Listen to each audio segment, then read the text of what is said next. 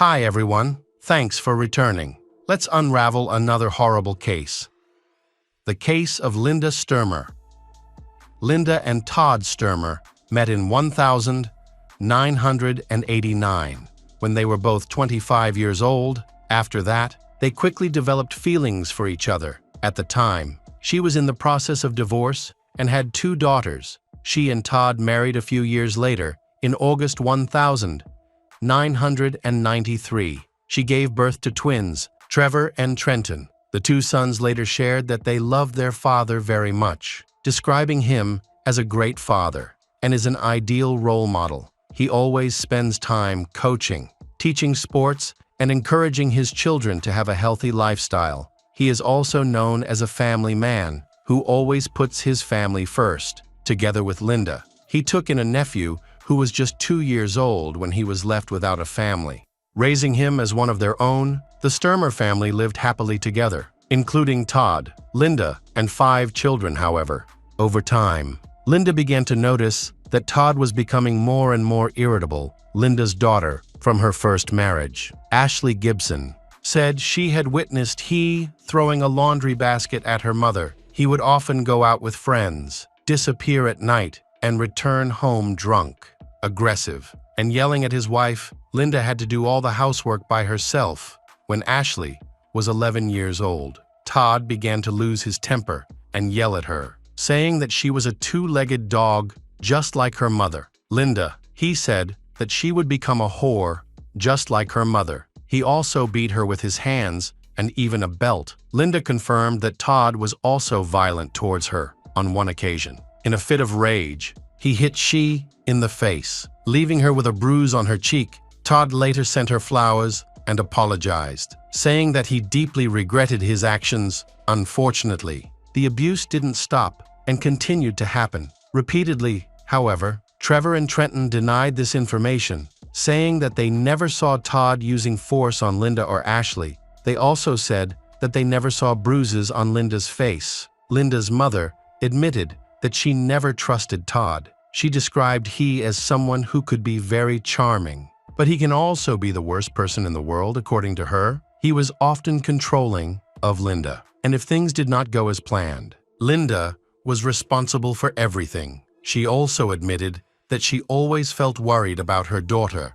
On January 7, 2007, in rural Lawrence, Michigan, a fire broke out in the home of Todd and Linda Sturmer. It was a normal Sunday afternoon. She was washing towels in the basement, while her husband, Todd, was watching TV in the living room. At around 3 p.m., she heard her husband screaming from the living room. When she rushed to check, she found the living room consumed by flames. Todd was in the middle of the room, desperately trying to extinguish the fire. Although she couldn't see him clearly through the flames, she could hear his screams. She rushed out of the burning house without taking her shoes, coat, or phone, all of which were left inside. Without a phone to call for help, she took her husband's truck and drove to the nearest place to seek help. Linda got into the truck, which had the keys in it. Weather reports indicated light rain mixed with snow that day, and she said the roads were wet and muddy. This made it difficult to get the van moving. As the tires spun in place and the clutch struggled to engage while trying to maneuver the van, she suddenly noticed through the side window that Todd had emerged from the burning house. She yelled for him to get in the car, but he didn't listen. He was badly burned. She rushed out of the truck, ran to him and yelled, telling him to lie down on the ground to put out the fire on his body and clothes. Linda then got back in the car and drove to Todd, then took him to the hospital. However, as she drove, she lost sight of him and had no idea where he had gone. Near the house, the ground was muddy and slippery, making it difficult to control the car. In addition, the truck's tires were old and worn. Despite the difficulty, she still tried to move the car slowly and carefully to get closer to the house. She steered the truck onto a sandy road, hoping that the surface would give the truck better traction. Meanwhile, neighbors called 911 to report the fire and rushed to help. They approached Linda, asked where Todd and her sons were, but she was so frightened that she could not answer clearly. She pointed toward the front door, saying the last time she saw Todd, He was near that area. The neighbors searched where she had indicated, but couldn't find him. After circling the burning house, they discovered he lying on the side of the house. Near where Linda had left the van, he was on his back, with his head facing the house. Linda said she had no idea how her husband, Todd, ended up in that location. He was severely burned, and most of his clothes had been destroyed by the fire. Although still alive, he was unable to speak. Linda ran to him, crying and pleading for him not to leave her. Shortly after, police, firefighters, and paramedics arrived. Rescue workers tried to save Todd, but his injuries were so severe that they couldn't attach a defibrillator. Sadly, 42 years old, Todd Sturmer died near his home from extensive burns and carbon monoxide poisoning. Upon further investigation, police discovered blood on the bumper and undercarriage of the van. It was determined that Linda had accidentally run over her husband, Todd. However, she maintained that she didn't know how or when it occurred, insisting it was not intentional. After the fire was extinguished,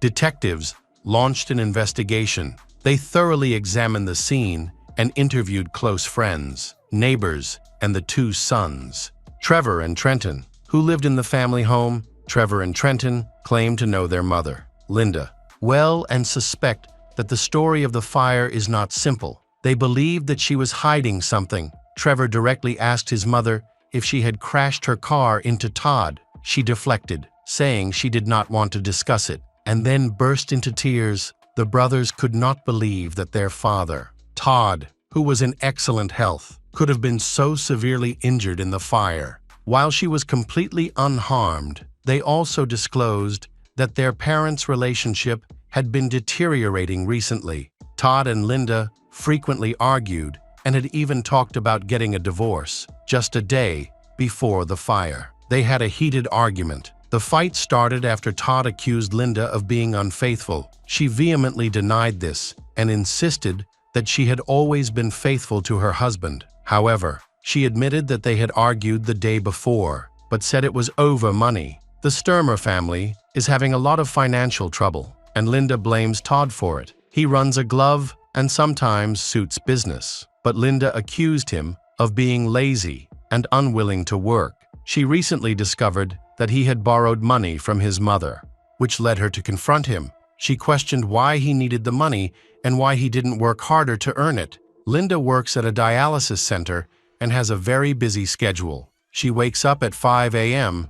every day to go to work, according to the news. Todd is in debt of about $75. He hasn't paid his mortgage in months and spends most of his income on personal expenses. However, Trevor and Trenton believe that their mother, Linda, is also responsible for the family's financial difficulties. According to Trevor and Trenton, Linda often uses all of her family's savings for her hobby of horses. She was obsessed with the animals and owned up to 30 horses. Todd was very upset that his wife spent so much time, effort, and money on them. She had a credit card with a limit of $25, and she often spent it all. Therefore, they often argued about this issue. Despite this, she believed that she could make money from those horses. She also admitted that Todd threatened her, warning that if the horses did not produce profit, he would find a way to get rid of them. As investigators questioned Linda, they became more and more suspicious of her. They began to carefully examine her every move that day. It turned out that she had stopped by a gas station early in the morning, according to the clerk. She did not put gas in the car, but in a tank. This was later confirmed when police found an empty gas canister in the courtyard of her house, which still contained traces of gasoline. Linda explained that she had run out of milk that morning, so she went grocery shopping and stopped by the gas station. She presented a receipt showing she spent only $11 on gas. She claimed she didn't need to fill her SUV's tank completely, adding just enough to ensure her sons had fuel for an upcoming trip.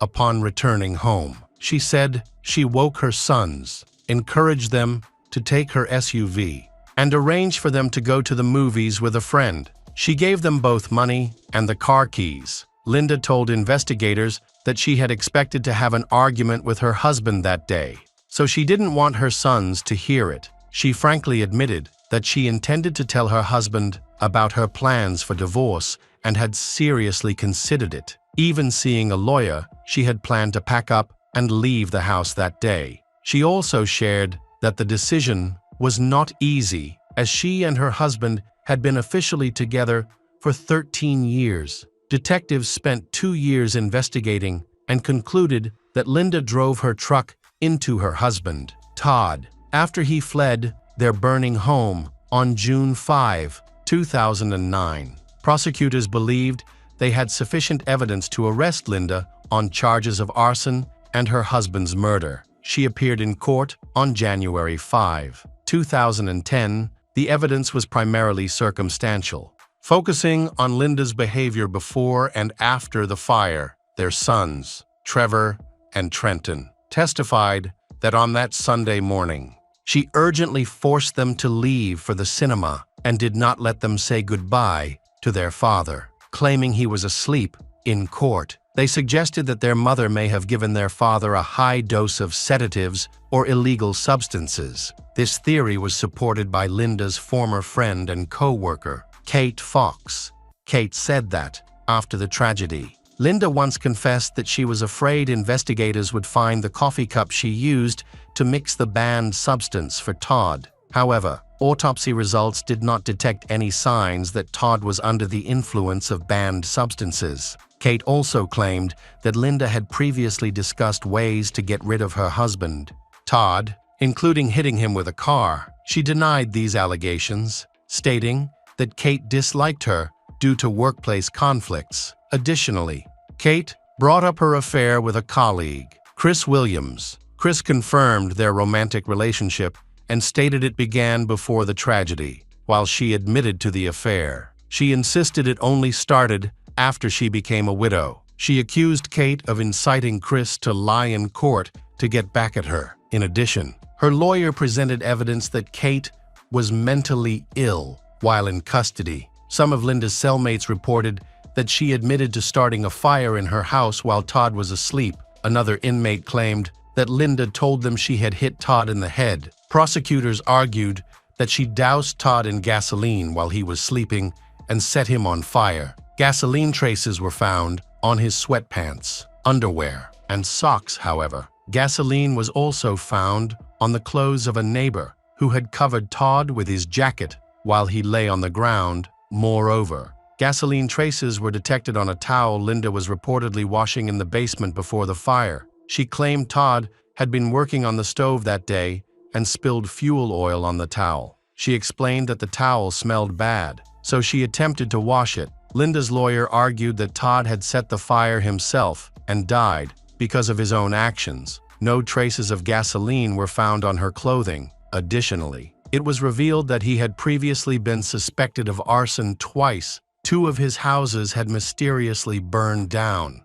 both times when he was in debt and facing financial troubles. However, the prosecutor dismissed these claims, emphasizing that after Todd escaped the burning house, Linda hit him with her car and failed to call 911. The prosecutor accused she of being a liar, manipulator, and even referred to her as a devil. In 2010, 3 years after Todd Sturmer's death, the judge delivered the verdict. Linda Sturmer was found guilty of arson and first-degree murder. This ruling has caused serious conflict within the family. Todd's sons, Trevor and Trenton, supported their late father, while the daughters sided with their mother. Linda, she was sentenced to life in prison without the possibility of parole. Despite this, she continued to fight for her freedom for the next 5 years. Linda appealed several times to the state court and the Michigan Supreme Court, but all were denied. She then filed a petition in federal court,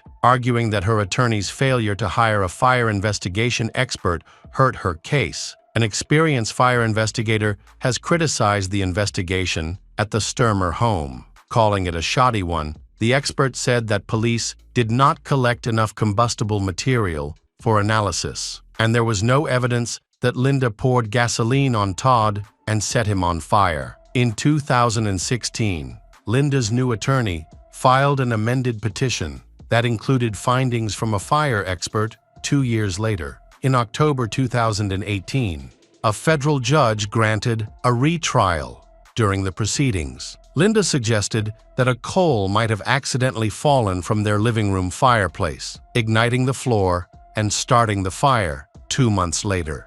Just before Christmas 2018, the judge announced his decision. He ruled that the prosecutor had been wrong to tell the jury that Linda had 2 cell phones. As there was no evidence to support this claim, the judge criticized Linda's defense team for failing to consult with a fire expert, which was detrimental to her. The judge also noted that while Kate testified against Linda, she suffered from mental health issues, raising doubts about the credibility of testimony. In December 2018, nearly 12 years after the fire, Linda's conviction was overturned, and she was released from prison. By that time, she had served about 9 years. In 2019, about a year after her release, the Michigan Attorney General appealed to reinstate Linda's conviction. Her daughters were terrified that their mother might be sent back to prison. On December 3,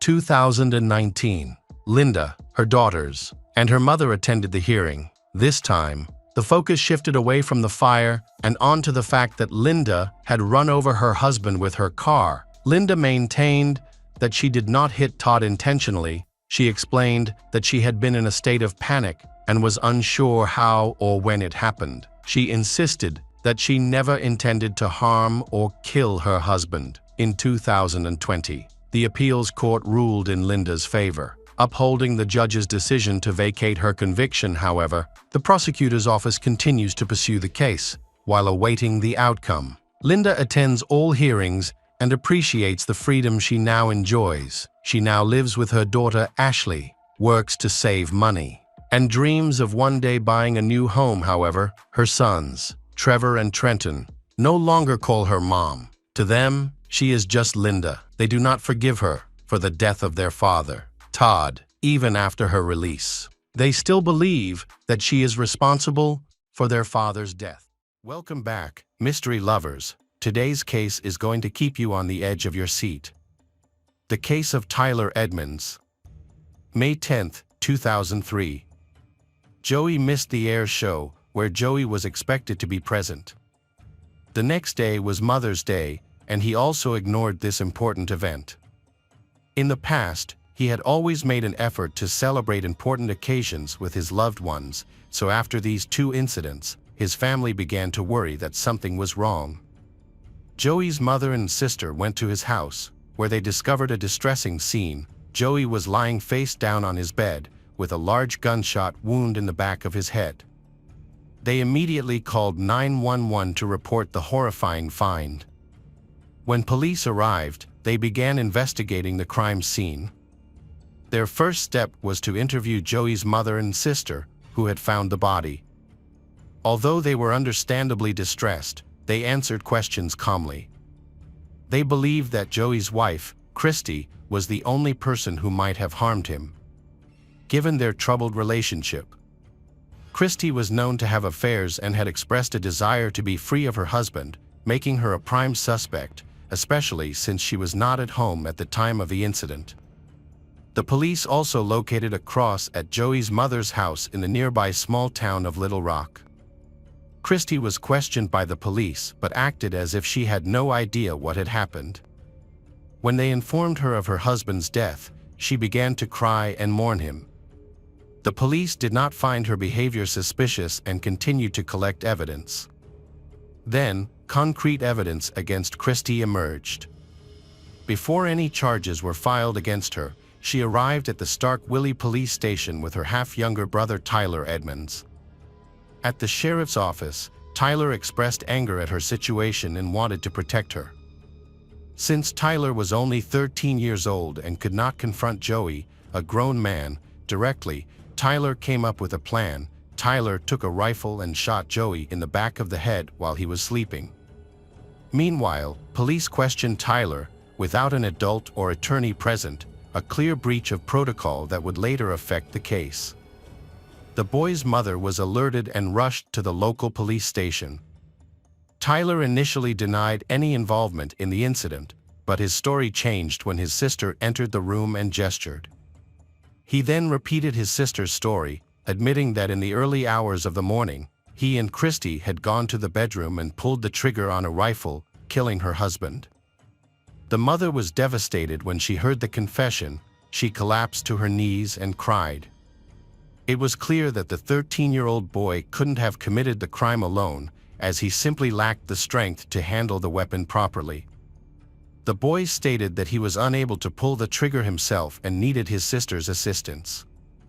Following the confession, the police began to view the boy as the main perpetrator and his sister as an accomplice. According to Tyler, he had given his sister the rifle beforehand. It was an old family .22 caliber gun that Christy had requested a few weeks before the incident. She was afraid of a large dog that frequently came into their yard and wanted to be armed for protection. Tyler did not want Christy or her children to be in danger, so he willingly gave her the gun. However, Tyler loved animals and begged Christy not to harm the dog.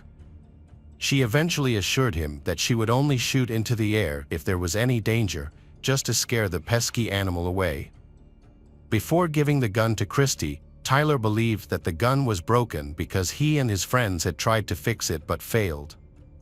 The old rifle had been gathering dust in the attic for years and was considered a family heirloom. The day before the incident, Tyler was picked up from school by his older sister, Christy. However, Christy was out with her new boyfriend and forgot to pick Tyler up. She then arrived a few hours late, picked Tyler up, and took him to her house. After returning home from school, Christy took Tyler to the backyard to test the rifle, and the rifle broke and failed to fire. Christy then put the broken gun in the trunk of her car.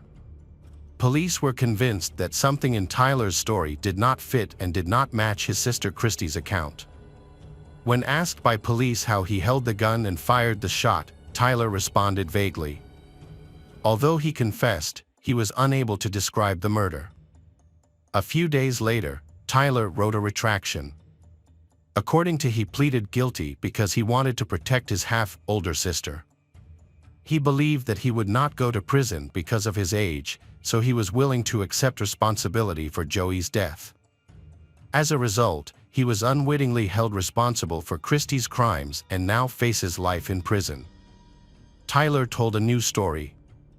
He said that on May 10, 2003, he was getting ready for a trip with Christy to visit their father. The day before, he had slept over at his sister's house. That Saturday morning, Tyler woke up early to his sister's alarm clock to get ready for the trip. While waiting in the car with Christy's daughter, they sat together for about 5 minutes. As Tyler was adjusting the radio, he suddenly heard a loud bang coming from the house. He believed that the rifle was still in the trunk of the car, so he didn't think much of the noise he heard. Christy had a cat that often knocked things over and broke things, so he assumed that was the cause of the noise, especially since Christy was usually loud. A few minutes later, Christy left the house and got into the car, and Tyler thought they had left without incident. It was only on the way back that Christy revealed that she had shot Joey. Tyler was stunned. Christy cried and begged him to help her avoid the death penalty. So Tyler promised to take some responsibility, arguing that because he was young, he would not face severe punishment. Was Tyler really the one who killed his sister's husband? To answer this question, the police had to delve into the details of this family's life.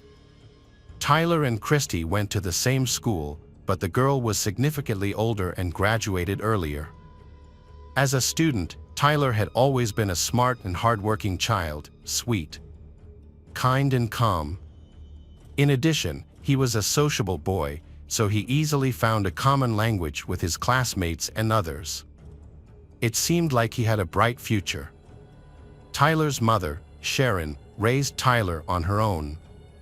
His parents divorced when he was young due to his father's aggressive issues. Eventually, his mother ran out of patience and could no longer tolerate his behavior. Sharon filed for divorce, gaining full custody so as not to put Tyler in danger. Sharon prevented Tyler from communicating with his biological father, even when a social worker was present. Christy understood that Tyler wanted to see his father despite his mother's restrictions and a court ruling. Tyler still felt the connection to his father and wished to spend time with him. This led him to meet his father against his mother's wishes. One day, Christy asked Tyler if he wanted to spend the weekend at his father's house. Tyler was excited and agreed to the visit. At that time, Christy was married to her husband, Joey, and they had 3 children together. When Joey first met Christy, he was drawn to her beauty and strength, which made him overlook her flaws.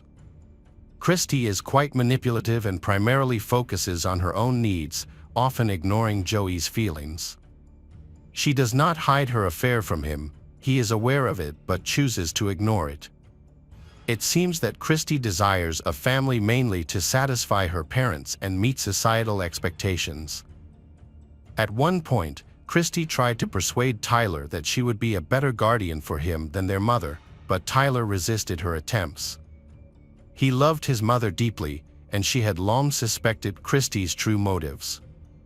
Christy often displayed manipulative behavior and had frequent outbursts of anger and aggression, often lashing out at family members over minor issues. These outbursts were impulsive and hard to control. Initially, her family thought her behavior was due to stress, but the reality was more serious. Christy's anger intensified, and she began blaming her caring husband, Joey, for her problems. Despite Christy's unpredictable behavior, Tyler's mother allowed him to continue spending time with her, believing that their close relationship was safe. Both individuals involved in the massacre were arrested and charged with murder, which, under Mississippi law, carries the death penalty. However, a judge decided to try Tyler Edmonds as an adult due to the serious nature of the crime. Despite this, because he was a minor, he could not receive a death sentence. Instead, it was anticipated that he would receive a sentence without the possibility of parole. Tyler Edmonds' trial began on July 20, 2004. This case garnered significant attention because the primary perpetrator of the brutal massacre was just a 13-year-old schoolboy. Tyler was defended by one of the state's best attorneys, who believed that Tyler's initial confession was a lie. The defense also believed that the confession was obtained under pressure from the police. The child admitted that he was frightened when he found himself being questioned, especially because he was initially questioned without his mother and attorney present, which was a violation. The only physical evidence in the case, apart from the bullet, included Christy's fingerprints found on the porch and motion sensors. The lights were turned off during the crime, likely to avoid alerting the neighbors. Christy's fingerprints were also the only ones found on the gun. The Tyler claimed he made the false confession to protect his older sister from the death penalty, believing that, because of his age, he wouldn't be punished for the crime.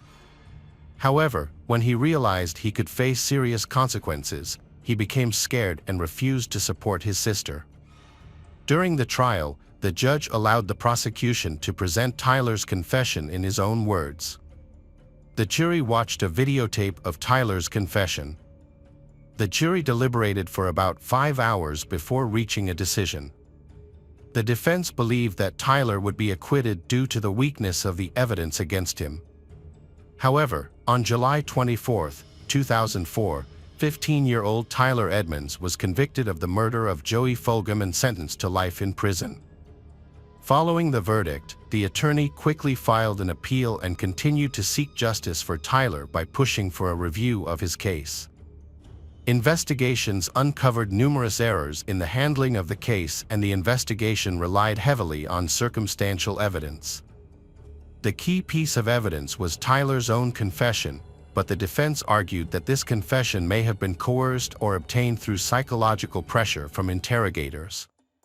Given that the conversation involved a minor, specifically a schoolboy, the officers had significant control over him when left alone. Despite the lawyer's efforts, the Tyler was ultimately imprisoned. Mississippi's laws were quite strict, making it nearly impossible to appeal a conviction, and the process was extremely challenging. However, the lawyer and Tyler's friends and family remained hopeful. They found it hard to believe that he could commit such a brutal murder. Tyler had positive relationships with his family members, including Joey, and he did not have any mental health issues or disorders. Moreover, there was no clear motive for the murder, and many thought Christie's account was unlikely. People believed that Tyler's conviction stemmed from mistakes made by the court and that his confession was influenced by manipulation from his half-sister. Tyler's attorney was determined. The defense acknowledged that a review of the case would only be possible if they appealed vigorously. However, even if they were successful, the review process could take years. As a result, Tyler's trial attracted considerable public attention.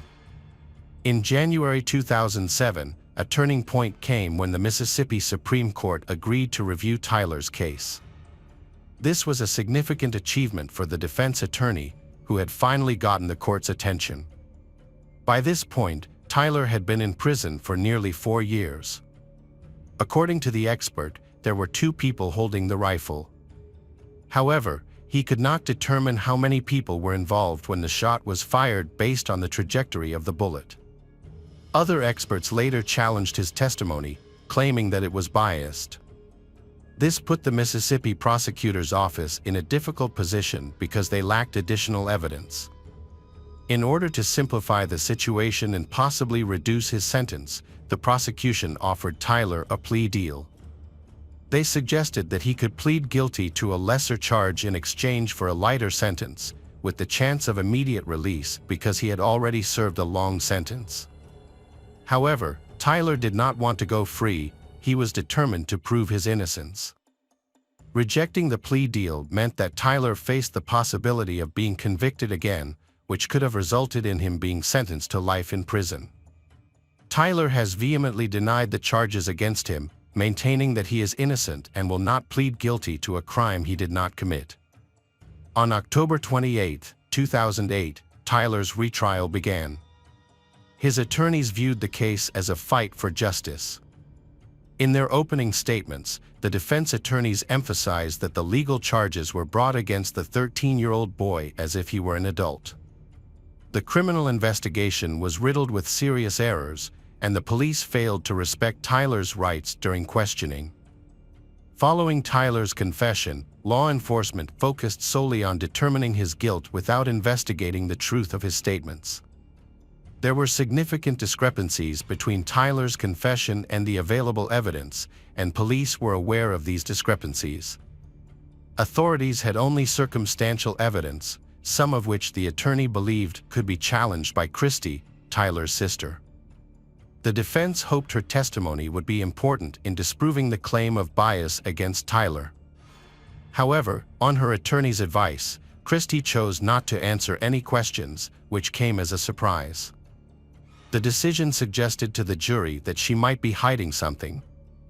Christy appeared to have selfish motives.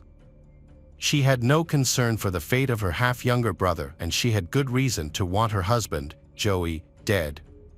He had a $300,000 life insurance policy that would have paid her a substantial payout if he had died. Before the murder, Christy had asked about the amount of money she would receive upon her husband's death, even though Joey had signed a confidentiality agreement prohibiting such questions. However, she believed that it would be an opportunity that would benefit her since she was the named beneficiary. During the trial, Christy's father testified that she had asked him to provide her with a weapon to help her kill her husband. She had promised him a new Cadillac with the insurance money if he helped her. However, he denied participating in any crime and suggested that she simply divorce Joey. Christy responded that divorce would prevent her from receiving the insurance money, which further exposed her selfish intentions. The attorney was convinced that Christy intended to kill her husband and had manipulated younger brother into pleading guilty to avoid responsibility. At the time of the murder, Tyler Edmonds was an exemplary student with no history of violence or crime.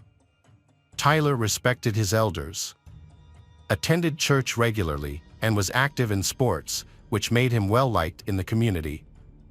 No one thought he would be involved in such a violent crime. The defense faced a significant challenge when the prosecutor's office showed the jury a video of Tyler confessing to the crime. In the video, he claimed that he had helped his sister kill her husband.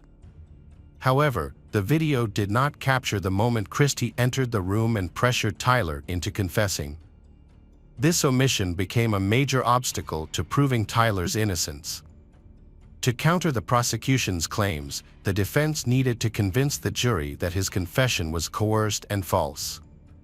The attorney planned to call an expert on facial expressions and gestures to support this argument, but unfortunately, the judge prohibited the use of such testimony.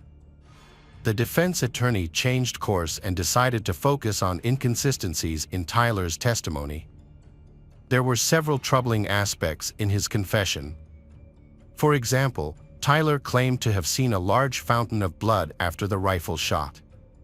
However, a forensic expert stated that such a fountain of blood would not have been possible with a head injury, since blood does not immediately begin to flow from that type of wound. Additionally, there would have been no splatter of blood. In fact, the victim had only been shot once with a .22 caliber rifle, creating a small wound and leaving the skull intact.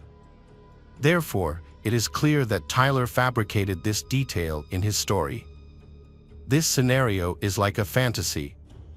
Tyler had no idea what happened because he never entered Joey's bedroom during the time of the murder.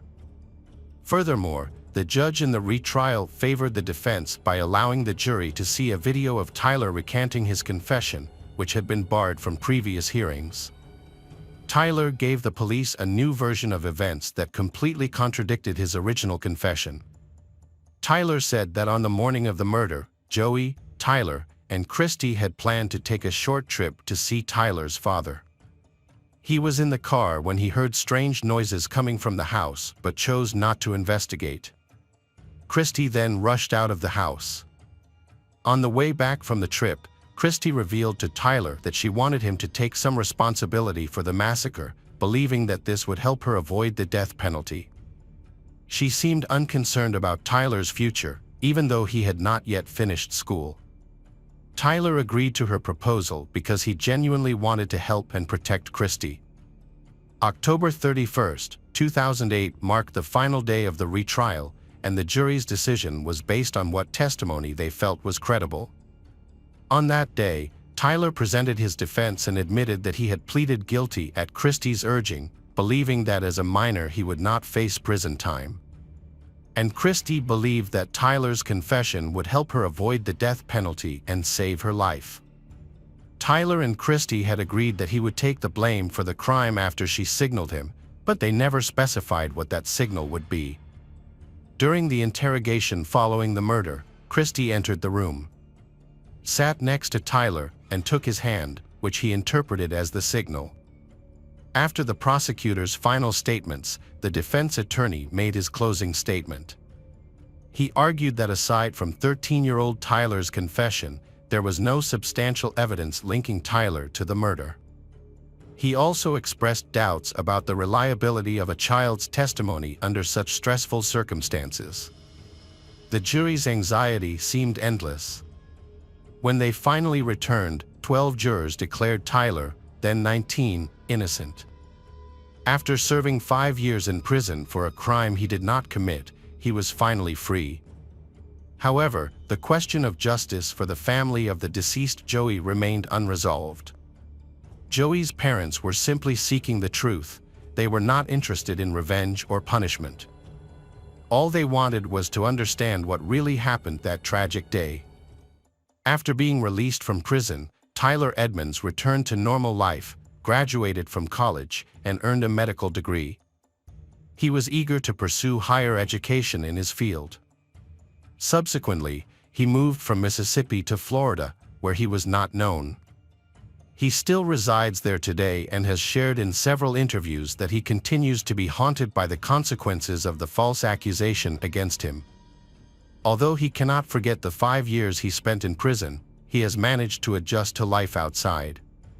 While some states require that detectives communicate with suspects only in the presence of their parents, Many parents lack sufficient knowledge of the criminal code and their rights, leading to frequent disregard for these seemingly straightforward regulations.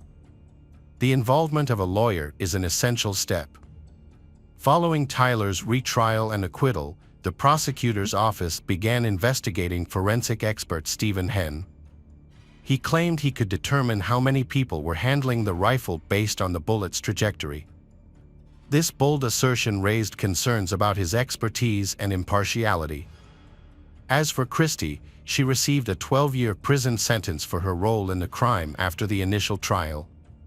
While incarcerated, she used her manipulative skills to deceive two cellmates into assisting her. However, her plan ultimately failed, and in 2008, she faced a retrial for the murders of Joey Fulgham. After her brother was acquitted, she was convicted and sentenced to death. In 2010, Christie's attorney filed an appeal, and after a retrial, her death sentence was changed to life in prison. Christie later wrote a brief letter of apology to her half-brother Tyler, saying only, "Older sister sorry, me know why."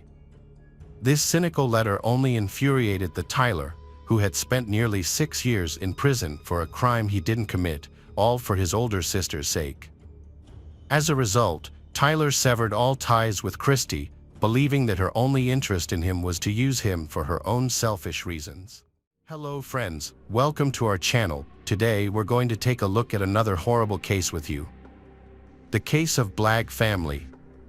Jennifer Blagg was born on January 8, 1967, in Oklahoma, USA. She grew up with her mother and one brother, and they were very close from a young age. Jennifer was creative, sociable, and enjoyed playing the piano and dancing. However, she faced a traumatic experience in childhood when, at the age of 12, she was raped by a family friend who was much older than her. This incident deeply affected her, and it took a long time for her to heal. Despite this, she eventually overcame her feelings of resentment, pain, and anger, graduated from high school, and went on to attend college. Her future husband, Michael, was born into a military family. They frequently moved due to his father's career as a colonel in the U.S. Air Force. Growing up in such an environment was challenging, but Michael was a calm and obedient child. Michael was hardworking and intelligent. He even participated in a program sponsored by the governor to study nuclear physics, for which he received an honorary diploma. He continued to pursue his studies in science thereafter. Michael achieved everything by his own labor, because nothing in life came to him easily. He later shared that during this time, he worked as a pizza delivery driver to cover his college expenses. At 21, he married his first wife, but after about a year of constant issues in their relationship, they decided to get a divorce. In 2008, Jennifer enrolled at San Diego State University to pursue a business degree. Meanwhile, Michael chose to follow his father's path and joined the Navy, where he became a decorated Gulf War veteran and helicopter pilot. After returning from a business trip, he had some free time to explore the city. He attended a party with mutual friends, where he met Jennifer. They feel an attraction to each other, and Michael asked her out on a date, which she accepted. They went to the movies and afterward decided to start dating. In 1991, Michael and Jennifer got married and moved to the quiet town of Simpsonville in Southern California. They enjoyed the peaceful atmosphere and made many friends through their church. As a deeply religious couple, they seemed well prepared to start a family, even though Michael was often away serving in the Navy. 4 years later, they welcomed a daughter named Abby. After her birth, Michael left the military and secured a high-paying engineering job with a flexible schedule, allowing him to spend more time with his family. In his spare time, Michael began teaching Sunday school, which he considered important. However, due to Michael's job, they had to move several times, which was challenging for Jennifer. She often felt like just as she was settling into a new city and making new friends, her family had to move again. Despite her struggles, but when Michael proposed moving, Jennifer easily accepted because of her religious beliefs. Their final move occurred in 2001, when they decided to settle in Grand Junction, Colorado. It was a small, cozy town known as a winter resort, surrounded by mountains that attracted wealthy tourists. In Grand Junction, Michael took on an important role as an engineer for a company in that city. He also began teaching at the local Sunday school affiliated with the church. The family was very religious, and friends mentioned that they prayed about nearly every decision they made together. By 2001, Abby was 6 years old. She was getting ready for school and attended preparatory courses at a Christian school where her mother, Jennifer, worked as a teacher's assistant. Abby was kind and helpful, assisting her parents with various household chores. She is also very religious, like her father and mother. On November 1, 2001, Michael called 911. The police were called and, upon arrival, they met Michael. According to Michael, he had just returned home from work and was immediately concerned when he saw the open door, because his family is always closed. As he entered the house, he didn't see anyone inside. In the bedroom, he discovered blood on bed, which dripped onto the floor. He also noticed that his wife's jewelry box was empty and that her handbag was on the floor, scattered with other belongings. Despite searching the entire house, he could not find his wife or daughter. Michael believed they were still alive and thought they might have been kidnapped, so he called for help. Based on the large amount of blood found, the police suspected that it was unlikely Jennifer and Abby were alive. They feared both may have been murdered. Since the Colorado River was nearby, the authorities considered the possibility that the bodies could have been disposed of in the river. They thoroughly searched the area, but found no signs of Jennifer and Abby. As the search operation expanded, volunteers and search teams joined forces to scour the surrounding region for any evidence related to Jennifer and Abby. Additionally, relatives of Jennifer traveled to the city to help with the search. While the search was ongoing, forensic experts examined the Blagg family home and collected various documents for analysis. They discovered significant amounts of blood on the bed and several fingerprints, which were sent to the lab for testing. Detectives also interviewed neighbors to piece together the timeline of incident from that day, but the neighbors did not see Jennifer and Abby. Michael was at work during the attack, a fact supported by CCTV footage and his colleagues' testimonies. He stated that he saw Jennifer and Abby alive early that morning, indicating that the attack likely occurred before he returned home from work. However, Michael was not excluded from the suspect list, as close family members are often scrutinized in such cases. However, it was crucial to verify the details carefully. The police interviewed Michael at the station, where he provided a thorough account of the incident from the previous day. He mentioned that around 7 p.m., Jennifer received a call from a friend who invited her to meet the following evening. After that, they watched TV and prepared for bed. By around 10 p.m., the entire family had gone to their rooms. Michael noted that early in the morning, when he woke up for work, Jennifer and Abby were still asleep. They were scheduled to get up around 6:30 to allow him to take Abby to her preparatory classes at school. After that, Jennifer returned home to take care of her daily tasks. Her husband Michael usually called her several times a day, but on that day, she didn't answer his calls. Assuming she might be busy, Michael didn't immediately worry.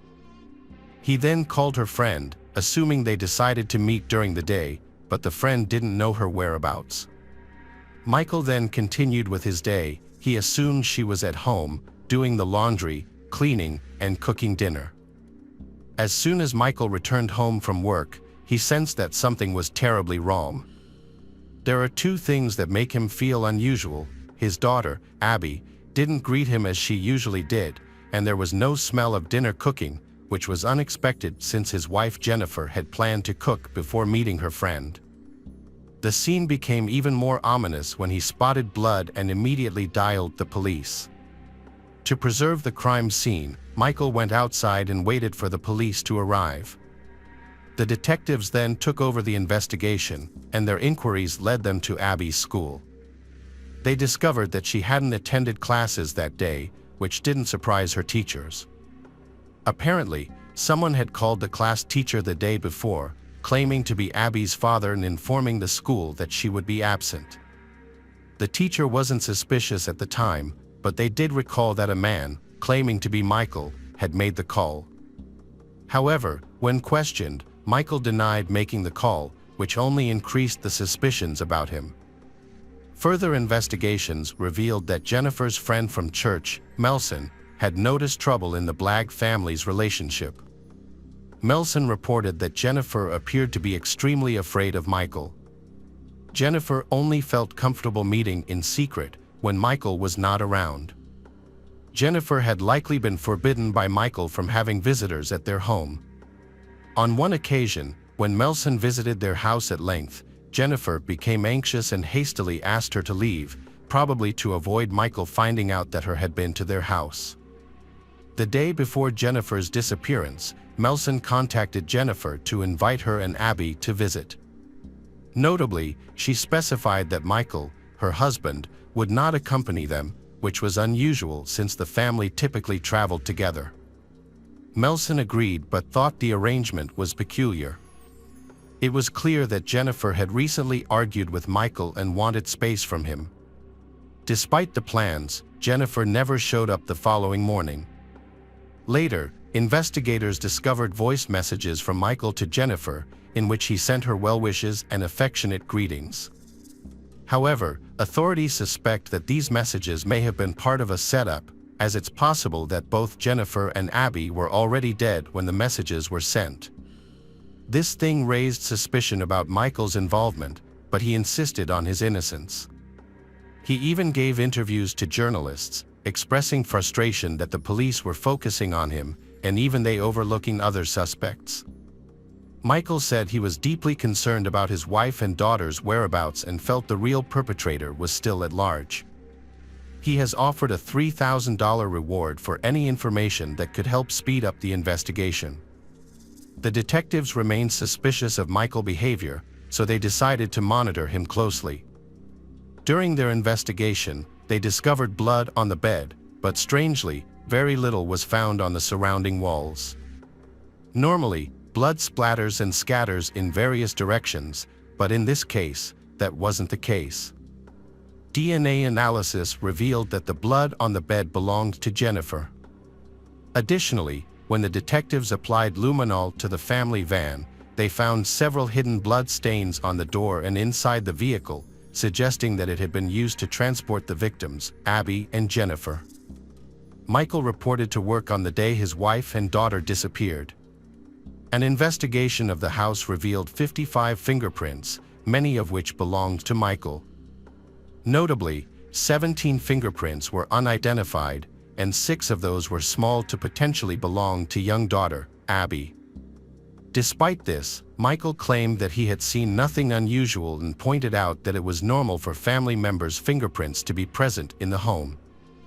As the investigation continued, Michael relocated to a different house and didn't return to the original one, even after restrictions were lifted.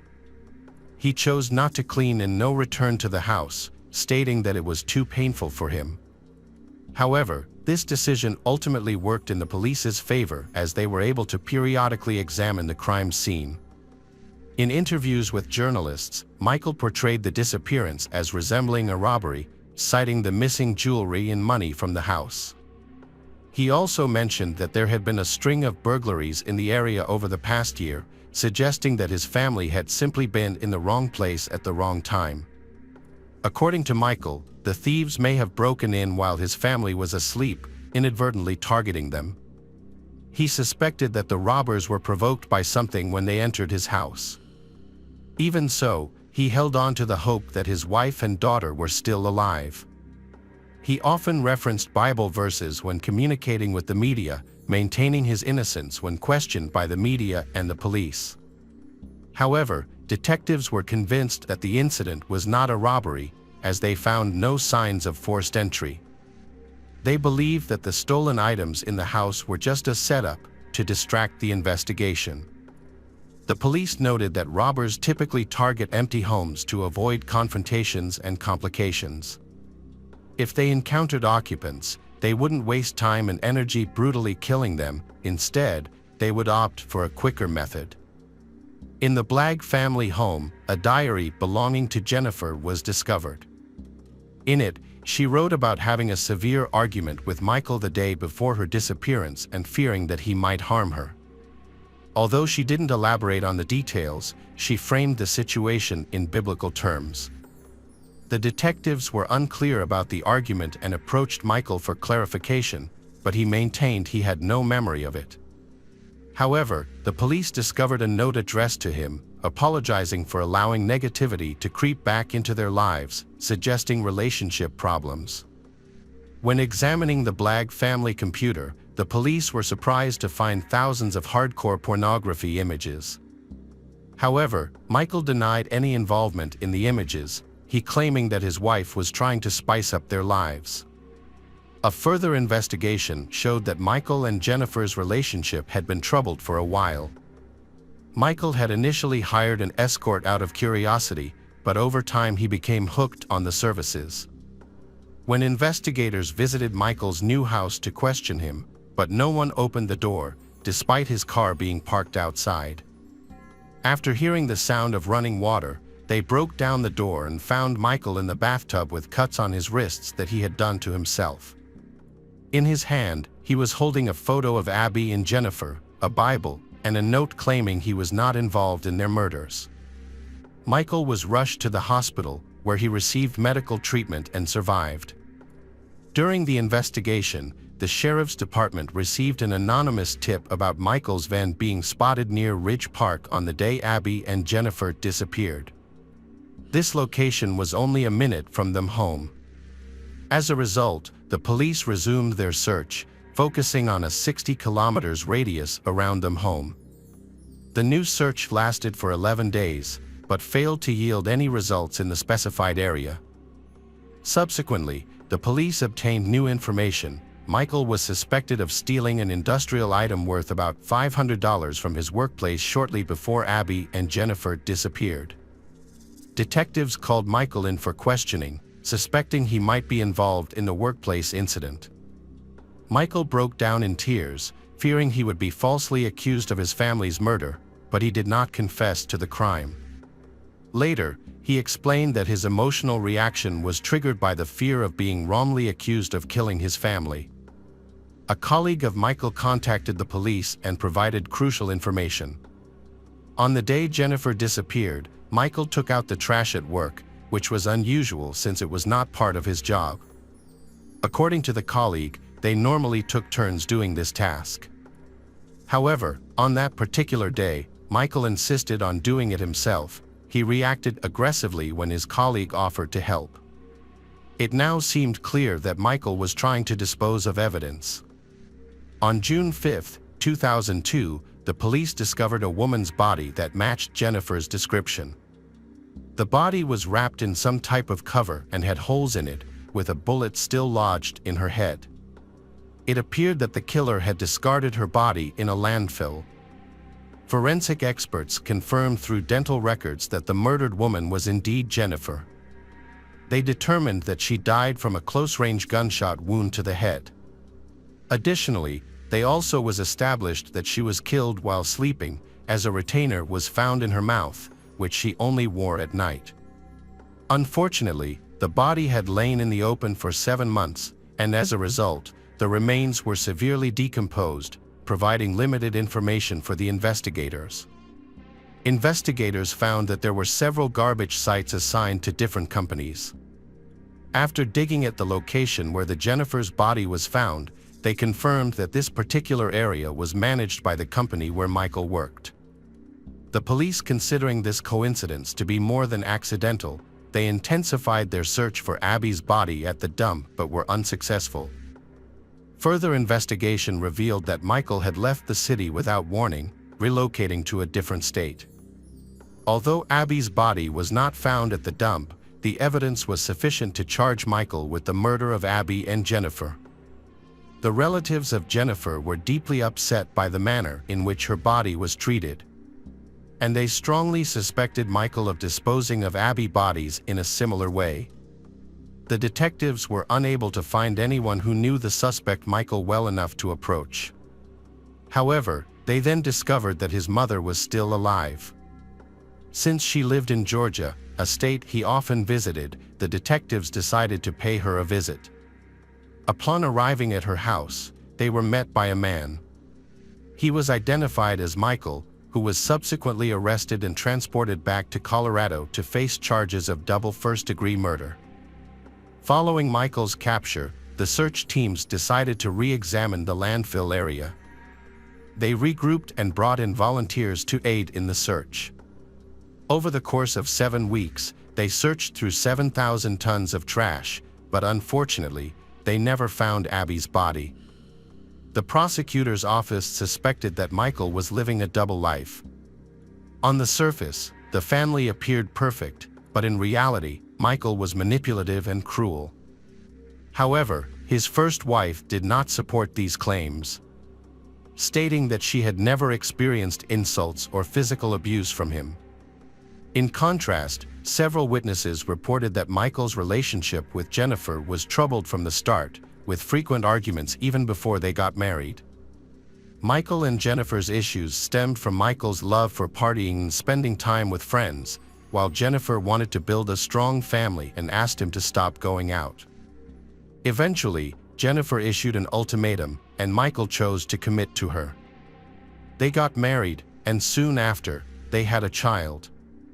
During this time, Michael was still serving in the Navy, which often left Jennifer alone to cope with postpartum depression and care for their newborn daughter.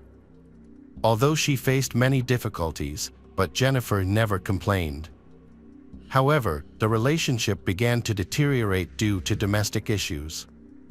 After that, Michael found a job as an engineer, and things seemed to improve. He also started teaching at a Sunday school. However, his fellow teachers disagreed with his teaching methods and views on discussing topics like sex and abortion with teenagers. His liberal approach clashed with the conservative values of the Sunday school, leading to him having to quit his job there. Following this, the Blagg family traveled a bit more before settling in a new location to start fresh. This move resulted in big debt because their house in South Carolina took a long time to sell. Jennifer was initially unhappy in their new home and frequently called her friends, wishing to return. However, since Michael was earning a good income and managing to pay off their debts, she chose to stay with him during this challenging time.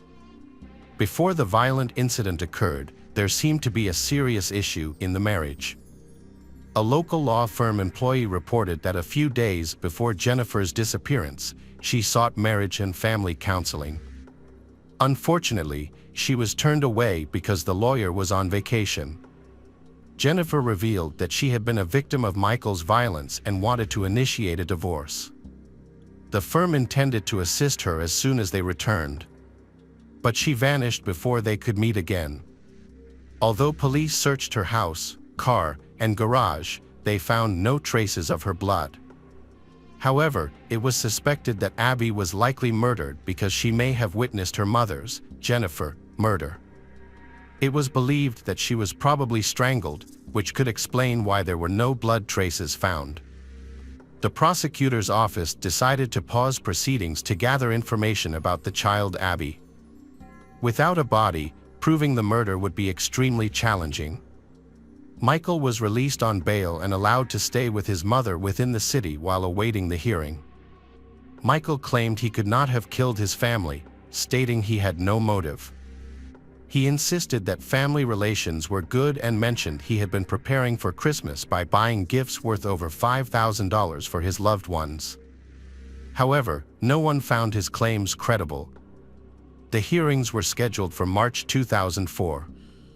It was believed that Jennifer wanted to end her relationship with her husband, Michael, who did not agree and became angry. The prosecutor's office suspected that he killed both his wife and possibly their daughter during the night, then hid their bodies and went to work in the morning, trying to dispose of them with the trash. After his work shift, Michael returned home and called the police. Jennifer's mother testified for the prosecution. At first, she supported Michael, but her opinion changed when she saw the evidence. She claimed that Michael had been abusive to Jennifer for a long time, particularly when he was drinking. During those times, he would often attack and choke Jennifer, sometimes leaving her unconscious. After 12 hours of deliberation, the jury found Michael guilty of murdering Jennifer and sentenced him to life imprisonment without the possibility of parole on April 16, 2004. Although the trial concluded, but Michael's story did not end there. 10 years later, Michael had a chance to retry his case. Throughout the years, his lawyers searched for any possible ways to appeal. One major issue was that one of the jurors was blind, making it difficult for him to fully assess the evidence presented. Additionally, a female juror had intentionally provided false information on her questionnaire. She later confessed, explaining that her bias against Michael stemmed from her own experiences as a long-term victim of domestic violence. This affected her ability to objectively consider the details of the case, resulting in her vote against him. As a result, the verdict was overturned, and preparations for a new trial began. The lying juror was found guilty of contempt of court and received the 10-day prison sentence along with a $10,000 fine. In a surprising turn, the defense introduced a new suspect, a man named Philip Ruins, from Montana. He was linked to a series of brutal rapes, and both Jennifer and Abby were among his many victims. In November 2001, it was reported that he was in Colorado around the same time Abby and Jennifer went missing. Philip had a history of brutal crimes but had never faced punishment until now. In 201st, a new trial was held for him. This time, the prosecution called in an expert to analyze the crime scene. The expert suggested that the arrangement of objects in the house indicated a staged crime rather than a genuine robbery. He noted that the crime was executed clumsily and unprofessionally. According to his assessment, Jennifer was shot while she was asleep in her bed. The assailant then held her down until her heart stopped, after which he removed her body from the house and placed it in a van. Unfortunately, the expert could not provide any useful information about Abby due to a lack of evidence. Michael's family said he was heartbroken after his wife and daughter went missing. They all embraced and cried together, creating a deeply emotional scene. They found it hard to believe that he could be involved in his wife's murder. During the interrogation and trial, Michael remained quiet and composed, showing little emotion. The prosecutor interpreted his calm demeanor as a sign of guilt. However, Michael's lawyer argued that such behavior was typical for a conservative husband. Despite the lawyer's efforts, Michael was once again found guilty of murdering his wife and was sentenced to life in prison without the possibility of parole. Meanwhile, investigators were also looking into Philip. He was a convicted sexual predator serving 200 years for creating and distributing child pornography and for sexually abusing minors. Philip lured his young victims through his online forum. When police searched Philip's home, they discovered a list of victims' names that included Jennifer and Abby, with the date of the kidnapping coincides with the time of their disappearance. However, there is no physical evidence linking Philip to this crime, no fingerprints or DNA were found at the scene, and his handwriting did not match any evidence. Additionally, it is unclear how Jennifer's body ended up in the landfill, where trash from her husband's workplace was dumped. As a result, investigators did not believe Philip was involved in the murder of Jennifer or the disappearance of Abby. However, the trial against Philip Ruins for various charges was difficult. Many of his victims experienced significant mental health problems due to the violence they endured. Some faced substance addiction, while others suffered from persistent nightmares. Unfortunately, there has been little advancement in the investigation into Abby's disappearance, as Philip has not admitted to the murders of either Jennifer or Abby. Abby's body has still not been located, and her fate remains unknown. She could possibly still be alive. A portrait of Abby has been created, and debates are ongoing about whether Michael is truly guilty of his wife's murder or if he was wrongfully convicted. Welcome back, mystery lovers. Today's case is going to keep you on the edge of your seat. The case of Amy Carnevale. Amy Carnevale was born on April 13th of this year in Beverly, Massachusetts, USA. Her father was a science teacher at a local school, and her mother worked as an investment consultant. Amy had a brother, Christopher, who was born 4 years earlier. Their family was very close-knit, supporting each other during difficult times. However, a few years after Amy's birth, tensions began to rise in the family. Eventually, her parents decided to divorce. At the time, Amy was just 6 years old, and the news was a huge shock for her. She struggled with her feelings for a while but eventually came to accept the situation. When she started school, it marked a new hopeful chapter in her life. Throughout this period, her family maintained their connection with her, which helped ease the emotional effects of her parents' separation. Amy was a beautiful and intelligent girl who became popular at school. She joined the cheerleading team and played field hockey. Friendly and sociable. Despite her busy social life, she had a deep love for nature and enjoyed spending time outdoors. Amy often combined her passion for nature with sports by playing golf with her father. Although she lived with her mother, she had a strong and positive relationship with her father. Amy dreams of becoming a hairstylist or hairdresser because she enjoys making her friends look beautiful. At this point in her life, she is preparing to enter high school, and she is a member of the school's cheerleading squad.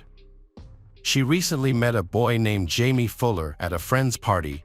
Amy was 12 years old, and Jamie was 14 at the time. It was well known that Jamie was a difficult person and often disrupted the peace at school. While he wasn't aggressive or malicious, some of his jokes crossed the line. Amy's parents disapproved of the relationship, thinking he was not good enough for her. When they first met, he was a skinny guy. But later he decided to get fit and build muscle to impress others. In pursuit of this, he chose to use steroids to accelerate his progress. Their relationship faced frequent challenges. There were times when they wouldn't speak for weeks but would eventually get back together. However, after he began using steroids, Amy and her friends noticed significant changes in his behavior.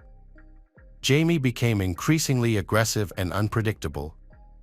Their arguments grew more common, occurring both at school and outside of it. Jamie's treatment of Amy deteriorated, and some of his friends reported that he made hurtful comments that she did not deserve. Things got worse. At Amy's age, she didn't know what to focus on in a relationship or how to fight back against her boyfriend's controlling behavior. Jamie acted like he was in charge, trying to control every aspect of her life. Jamie began dictating who she could talk to and wanted to know where she was at all times. He even tried to create conflict between her and her closest friends and family. Jamie became increasingly controlling, telling her what to wear, how to look, and who she could be friends with. He tried to cut her off from school sports teams. Even though Amy complied with his demands, he continued to find new ways to insult and provoke her. Amy's friends often witnessed the humiliation she faced at Jamie's hands. Since 2020, several states have enacted laws classifying manipulative and controlling behavior as a crime. Research shows that this behavior often marks the beginning of a dangerous path that can lead to physical violence or even death for the victim. Unfortunately, at that time, had nothing to charge against him.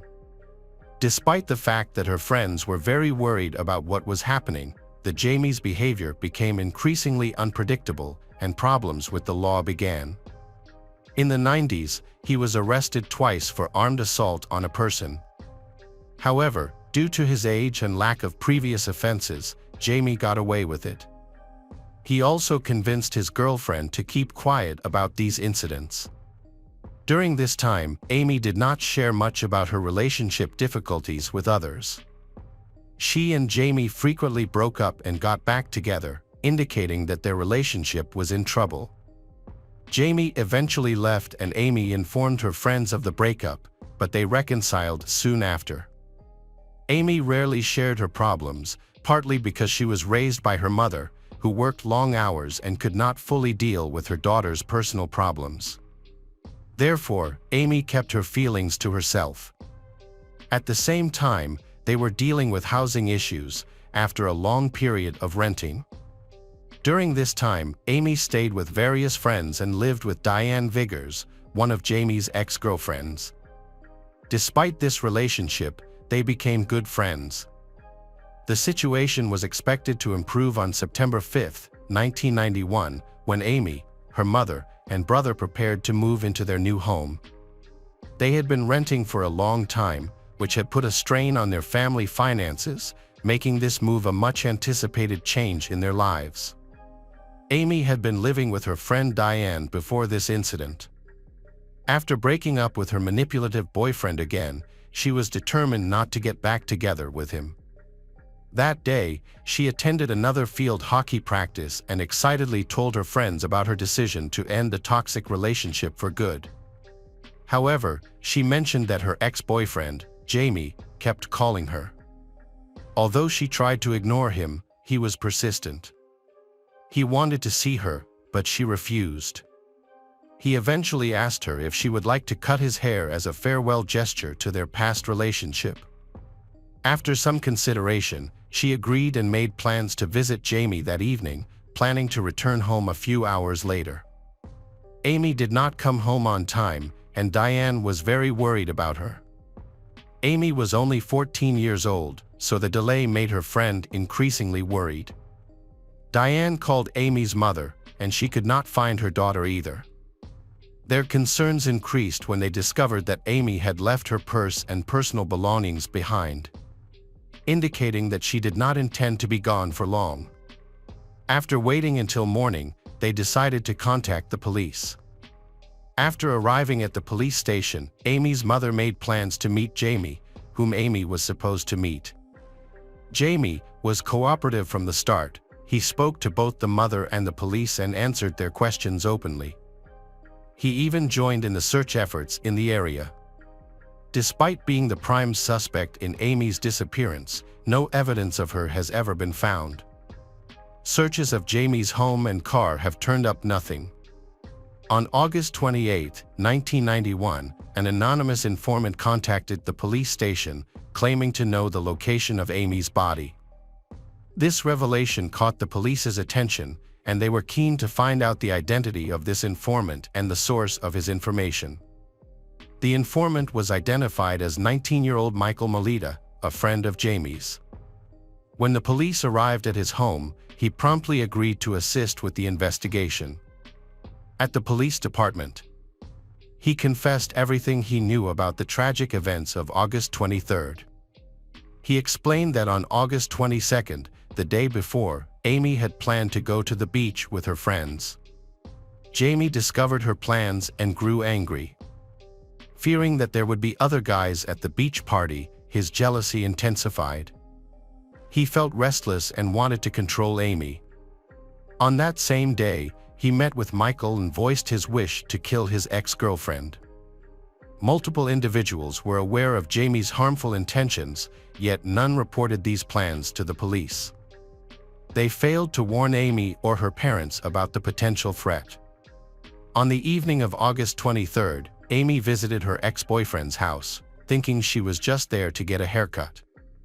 However, she found 3 other boys there, 15-year-old Dominic Scola, 19-year-old Michael Melita, and 17-year-old Scott Ward. Just before Amy arrived, Jamie took out a large knife and showed it to the others, saying it was for his ex-girlfriend. He then placed the knife on a dresser. Jamie then suggested that the group take a walk in the nearby woods. During the walk, he and Amy went ahead while the other 3 lost sight of them. Michael confessed that he didn't completely believe Jamie's intentions to harm Amy, but no one felt brave enough to stop him because they were scared. Ultimately, Michael was the only one who ran to the location where Jamie and Amy had gone. he discovered Jamie covered in blood. Amy suffered multiple stab wounds on her chest, back, and stomach. Despite her injuries, she attempted to get up and escape, but her attacker was relentless. Michael mentioned that he didn't hear her screams until it was too late to help her. After Amy, who had her throat cut, collapsed, she continued to fight for her life. In that moment, she managed to say, "Jamie, I love you," which only enraged her attacker further. Jamie then began to stomp on her head. Afterward, Jamie, covered in blood, returned to his friends and described the events in detail while waving a bloody knife. Michael noted that everyone was afraid of becoming the next target, so they supported Jamie's actions. They all went home together, where they spent several hours drinking and talking calmly.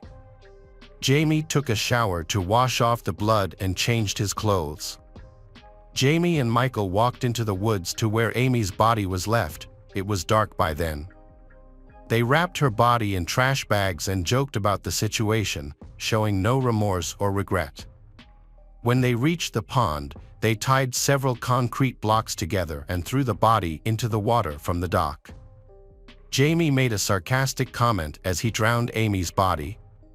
He then took a bloody bracelet and necklace from her, wiped the blood off them, and wore them around his neck. This behavior is typical of a serial killer who keeps trophies as a reminder of his crimes.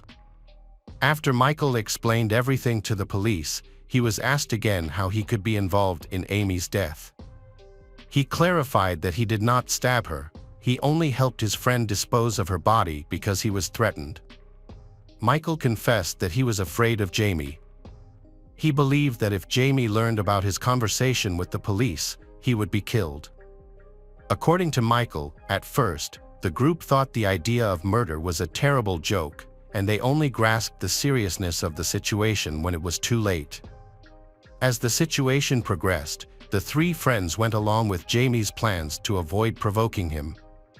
On August 28, the informant was taken to the pond he had described. Michael pointed out the spot where the body was disposed of. Around 7:30 a.m., divers discovered Amy's body, which was in a shocking condition. It was evident that she had been murdered violently. The forensic expert identified that she was wearing the same clothes she had on the day she went missing. Analysis confirmed that she died on Friday, the evening she disappeared. Additionally, experts validated all of Michael's statements about the injuries on her body. They found about 10 stab wounds and a severe cut to her throat. The police could not find Jamie. Jamie's mother said she did not know where he was. So the police decided to interview the young people that Michael had mentioned. It turned out that they had known about the murder plan for over a year. During this time, the couple frequently broke up and got back together after Amy decided to leave Jamie. He did not want to let her go because he could not allow her to be with someone else. Therefore, in the end, he decided to kill her. As the police questioned the young men, more disturbing details about the case emerged. Just before they broke up, Amy had told her boyfriend that she was pregnant. He was upset by the news, especially since Amy had intended to keep the baby. Jamie was furious and even gave money to friends to attack Amy, hoping she would lose the baby. He wanted to avoid the responsibility of being a father, but his friends refused to help him. One of Jamie's friends recalled Jamie shouting that Amy had never agreed to terminate the pregnancy. Jamie eventually decided to take action against her. However, after an autopsy, police discovered that Amy was not pregnant at the time of her death. The rumor of her pregnancy became one of many speculations in the case. However, this does not rule out the possibility that she may have been pregnant with Jamie's child and had terminated the pregnancy. Unfortunately, her physical condition makes it impossible to verify these claims. The police began talking to Diane, who had lived with Amy before she was murdered. It turned out that Diane was Jamie's ex-girlfriend and had gone through the same problems in her relationship with Jamie as Amy had. Diane completely empathized with Amy's experience in a toxic relationship. Diane had also faced abuse and pressure from Jamie, but she had successfully escaped the situation unscathed. Unbeknownst to her, Diane had known about Jamie's plan to kill Amy shortly before Amy moved in with her. Jamie had mentioned taking Amy for a walk in the woods where he would give her flowers, then stab her and dump her body in a pond. However, Diane found this story so unbelievable that she chose not to warn anyone about the potential danger. When the Jamie Fuller was arrested, he faced charges of first-degree murder. Jamie smiled throughout the court proceedings and even made jokes about the victim, showing no signs of regret or remorse. During his interrogation, he remained calm and attempted to shift the blame to his friends for Amy's murder. However, when other people close to the victim were questioned, it came to light that Michael had boasted about helping Jamie dispose of the body after the murder. He was subsequently arrested for being an accomplice. It was obvious that the remaining two friends could have been witnesses to the massacre but never reported it to the police. They also knew about their friend's intentions, which he had openly discussed. Nearly a year after Amy's funeral, a witness named Scott Ward gave an interview to a local newspaper.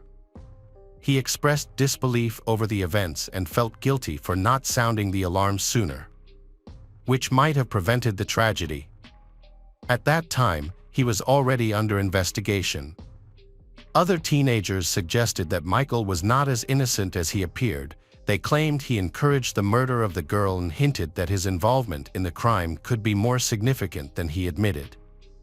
Ultimately, the police determined that only Michael and Jamie were responsible for the murder, while the others were not connected to the crime and were not arrested.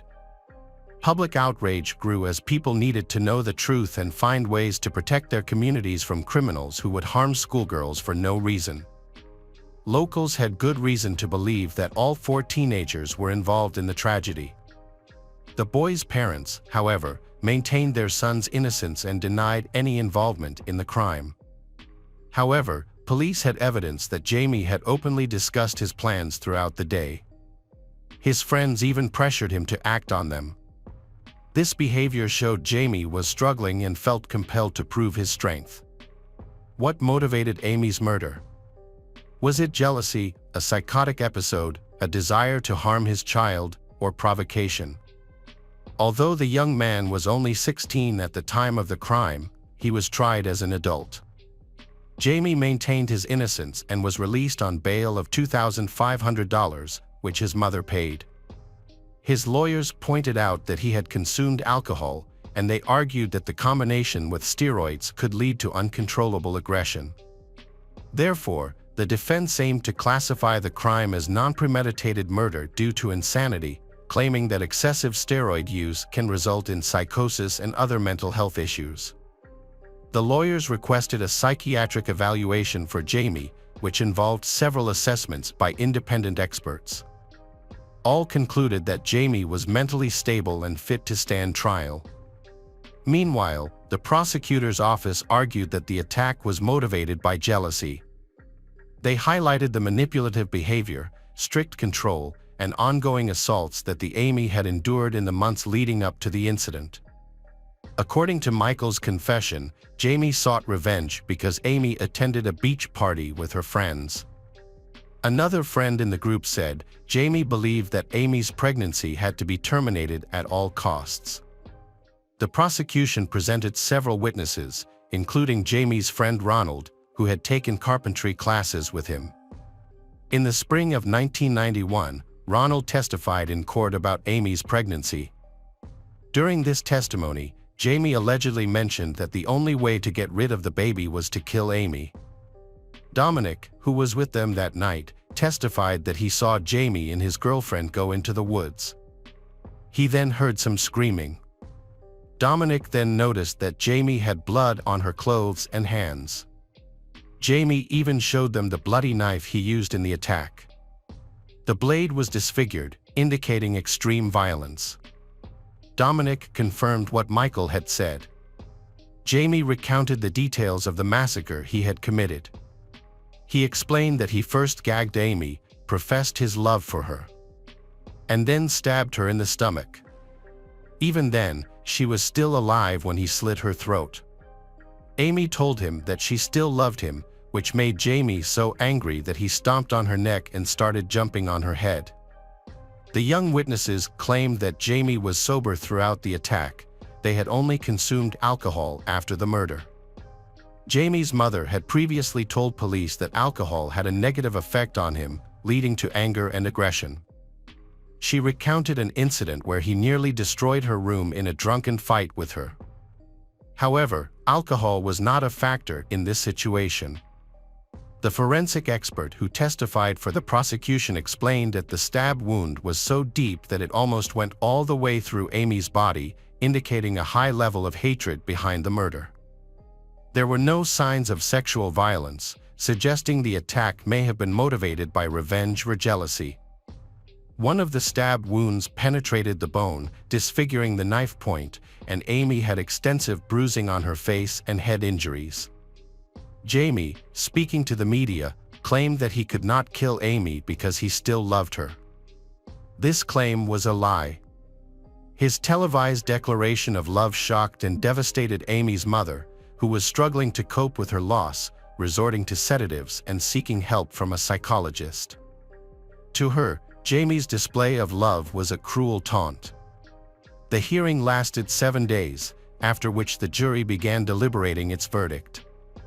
The prosecution argued that Jamie was an extremely dangerous individual with the potential to become a serial killer and called for a life sentence without the possibility of parole.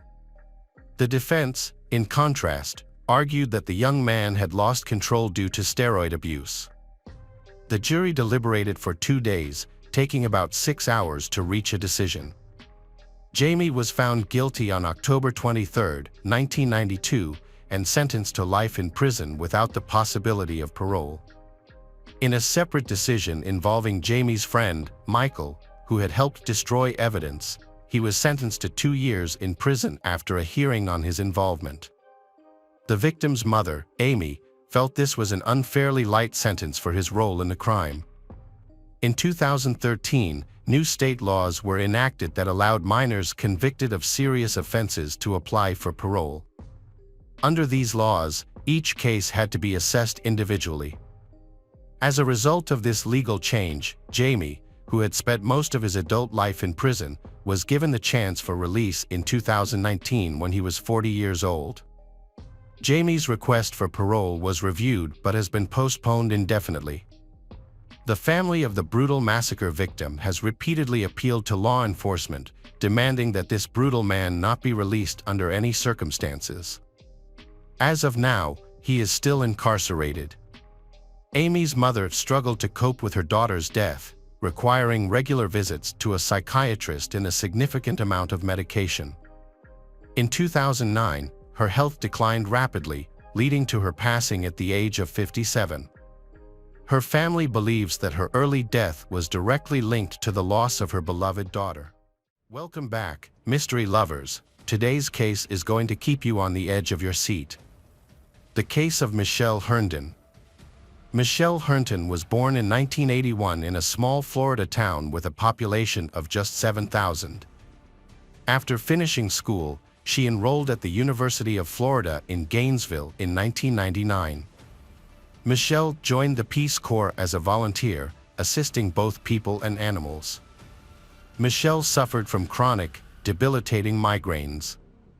These attacks caused her to experience severe pain on a daily basis, accompanied by symptoms such as nausea and extreme sensitivity to light, smell, and sound. Despite trying medications, herbal teas, and numerous visits to the doctor, nothing helped ease her pain. In 2005, a new school year began. Michelle returned to university to continue her studies. To cover her tuition and rent, she worked at a fitness center. With limited funds, she rented a small apartment far from campus. At that time, Michelle was in a complicated long-distance relationship with a guy named Jason. Her best friend, Jessica, whom she met at university, lived on campus. They worked together, talked frequently, and often visited each other. Jessica's roommate was Oliver O'Quinn, a 27-year-old student from Georgia. Oliver was a great roommate and a friend to both Jessica and Michelle. The three have often spent time together. Michelle shared her relationship problems with Jason, and Jessica was always supportive. Oliver offered advice from a male perspective. Being a bit older and more experienced, they often valued his wisdom. Oliver, a nurse in the hospital's surgical department, began helping Michelle manage her debilitating migraines after learning about them. The hospital provided strong medications that greatly relieved her pain, allowing Michelle to finally enjoy life without those severe headaches. Surprisingly, Oliver had previously served in the Air Force and worked in Africa. Michelle dreamed of moving to Africa to help animals. She and Oliver could talk endlessly about it. Michelle decided to take a break from her long-distance relationship with her boyfriend, Jason. During this time, she met Scott, a funny musician who played guitar in a band. Michelle felt very comfortable with Scott. However, in mid-October 2005, Jason returned and pleaded with Michelle to reconcile, and she agreed. She began making plans to spend Thanksgiving together. Meanwhile, Oliver was not impressed with any of Michelle's boyfriends, considering them frivolous and unreliable. The reason was that Oliver was in love with Michelle. Many acquaintances had suspected this for a while, noting the way he interacted with her and the way he looked at her. Oliver was constantly involved in her relationships and even accompanied her on dates, which seemed awkward, but Michelle didn't mind. She believed that they were just friends and didn't see anything wrong with that. At the end of October 2005, Michelle met with Jessica to share some exciting news. She and Jason had decided that she would move in with him, 500 kilometers away. Jessica was thrilled for Michelle, congratulated her, and asked about Oliver, but Michelle didn't respond. Michelle began getting ready for the move, balancing her busy schedule of studies, work, volunteer activities, and now packing and buying household essentials. Despite the hectic pace, she enjoyed these tasks. As a result, Michelle and Jessica saw each other less frequently, usually only catching up during their weekend volunteer work. They planned to have dinner together on November 9, 2005, looking forward to catching up and sharing stories. However, Michelle didn't show up for the meeting that evening, which was uncharacteristic of her. Jessica tried to call her friend, but she didn't answer. She assumed Michelle was upset about something and believed that was why she didn't show up. Jessica left several messages asking Michelle to explain what happened and why she was upset, but Michelle never responded. Jessica decided not to wait any longer and went home. When she got home, her phone was dead, so she charged it and went to bed. The next morning, on November 10th, Jessica discovered many voice messages on her phone.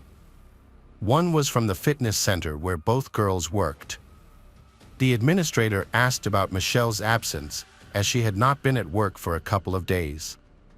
Their shifts didn't overlap, so they didn't see each other at work, leaving Jessica unaware of Michelle's absences. Understanding the significance of this project to Michelle, Jessica became anxious. She worried that something might have happened to Michelle. Jessica tried calling Michelle again, but there was no response. She then reached out to all her friends, but none of them knew where Michelle was. Concerned, Jessica got into her car and headed to Michelle's house to check on her. Meanwhile, after learning about her daughter's disappearance, Michelle's mother also drove to another city to find her. The drive took about an hour. When Jessica, who arrived first at Michelle's residence, got there, she saw police officers had sealed off the area as a crime scene. It was then that she received the heartbreaking news: Michelle had died. Nearby, she noticed a distressed Jason. Michelle's mother later arrived at the house and made the horrifying discovery that her daughter was dead. There was no sign of forced entry into the apartment. All the doors and windows were closed, the lights were off, but the TV was on very loudly. Nothing had been stolen. Police found the body cold, indicating that Michelle had been dead for some time. She was lying face down with her left arm underneath her body. There were no wounds, bruises, or injuries that would indicate a violent death. It appeared that Michelle had fallen asleep and never woke up. Police believe that Michelle, 24, died of natural causes. Her body was sent for an autopsy and police conducted standard procedures, interviewed neighbors, and asked forensic experts to examine the scene. No fingerprints or DNA were found near the body, and neighbors did not hear or see anything suspicious. Police believe Michelle had used illegal drugs and died of an overdose. Police searched the apartment for drugs or paraphernalia but found nothing. There were only a few bottles of beer in the refrigerator. Next to Michelle's body on the bed was a half-empty beer bottle, which had only her fingerprints on it. As a precaution, the opened bottle was sent to a lab to be tested for any foreign substances or possible poisoning. Tests showed that nothing had been added to the beer. The medical examiner was unable to determine the cause of Michelle's death. She appeared to be completely healthy, with no illnesses other than migraines, which were unlikely to have been a significant factor.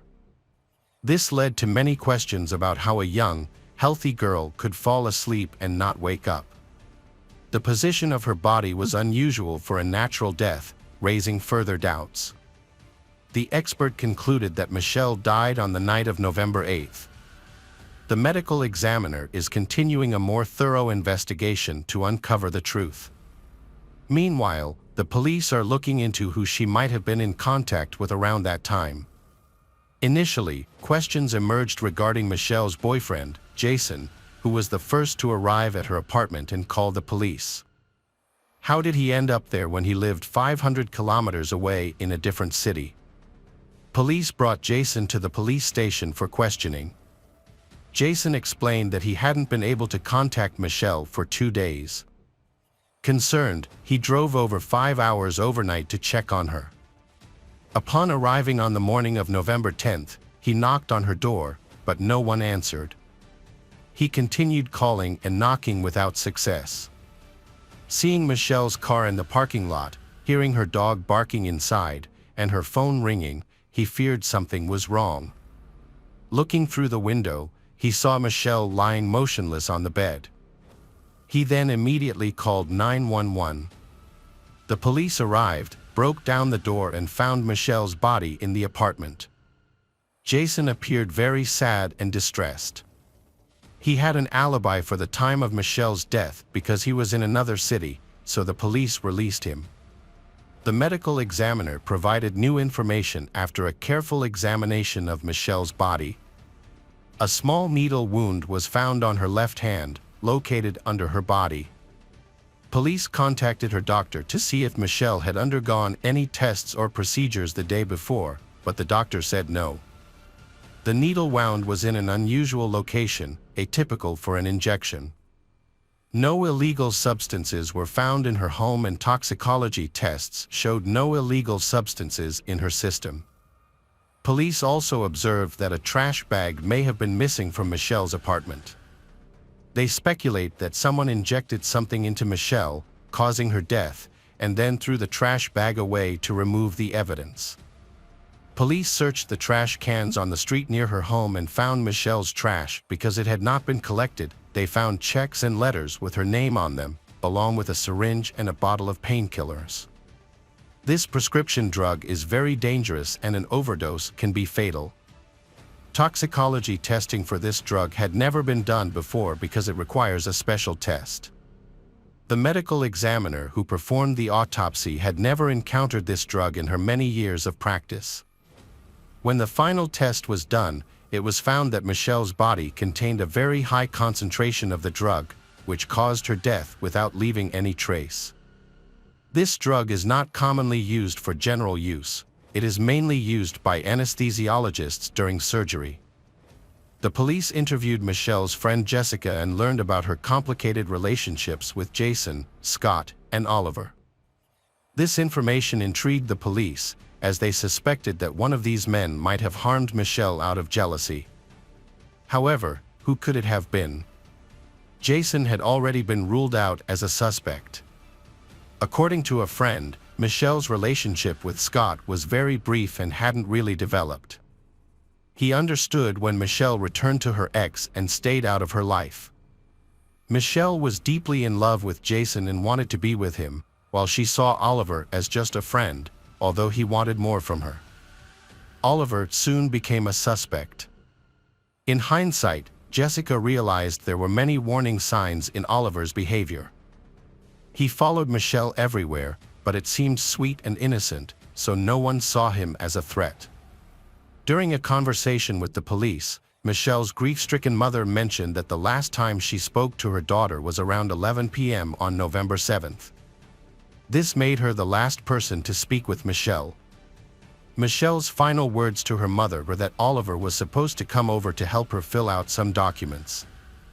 The police found it strange that she invited a guy over late at night, especially when he had feelings for her and she didn't like him. There had to be a reason for this.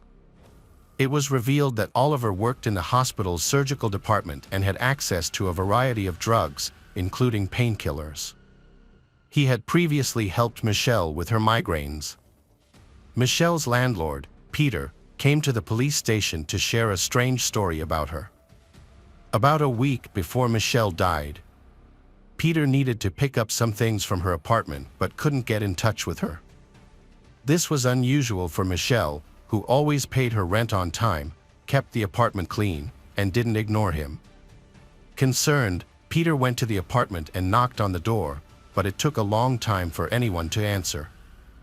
Finally, a shirtless man with messy black hair and glasses opened the door. He looked outside for a moment and said that this wasn't a good time. Peter explained that he needed to get his things. However, the man slammed the door shut and told Peter to come back in a few hours. Peter was confused and did not understand the situation. After he left, Michelle called him back to apologize for the unpleasant situation. She explained that she had a severe migraine and her friend was treating her. Peter saw a picture of Oliver and recognized him as the man in Michelle's apartment. The police found a butterfly needle in Michelle's bag at her apartment. This type of needle is often used to inject drugs. Jessica confirmed that Oliver had given Michelle medication to relieve her migraine. Jessica also mentioned that Michelle was afraid of regular needles, so Oliver used a small butterfly syringe instead. Michelle could not inject the needle herself because she was too afraid to even look at it. If she injected the drug incorrectly, she would die immediately. So the drug was administered by someone with medical knowledge. This again pointed to Oliver's involvement. The police finally understood why Michelle had remained friends with Oliver and invited him to her home. He had provided her with a strong painkiller. Police did not find Oliver's fingerprints on the syringe or vial. He may have worn gloves and disposed of them elsewhere, leaving only Michelle's DNA. To charge him, the police would need to link the syringe to Oliver. The vials had a unique identification number, indicating they came from the department where Oliver worked. The drugs were stored in a special refrigerator that required a patient number and staff name to retrieve the drugs. This discovery confirmed that Oliver had taken the vials. Later, the police went to the hospital to talk to Oliver, but he did not show up for work. It was discovered that he had been fired on November 9th, shortly after Michelle's murder. Police suspected that he had been fired for using dangerous drugs, but hospital management denied this, saying that Oliver had been fired because his skills did not meet their standards. However, rumors circulated in the hospital that Oliver had been fired due to a shortage of medication. The police found out that Oliver was working at another clinic. They went to the clinic and spoke to a nurse who was surprised to see them. Oliver was then taken to the police station for questioning.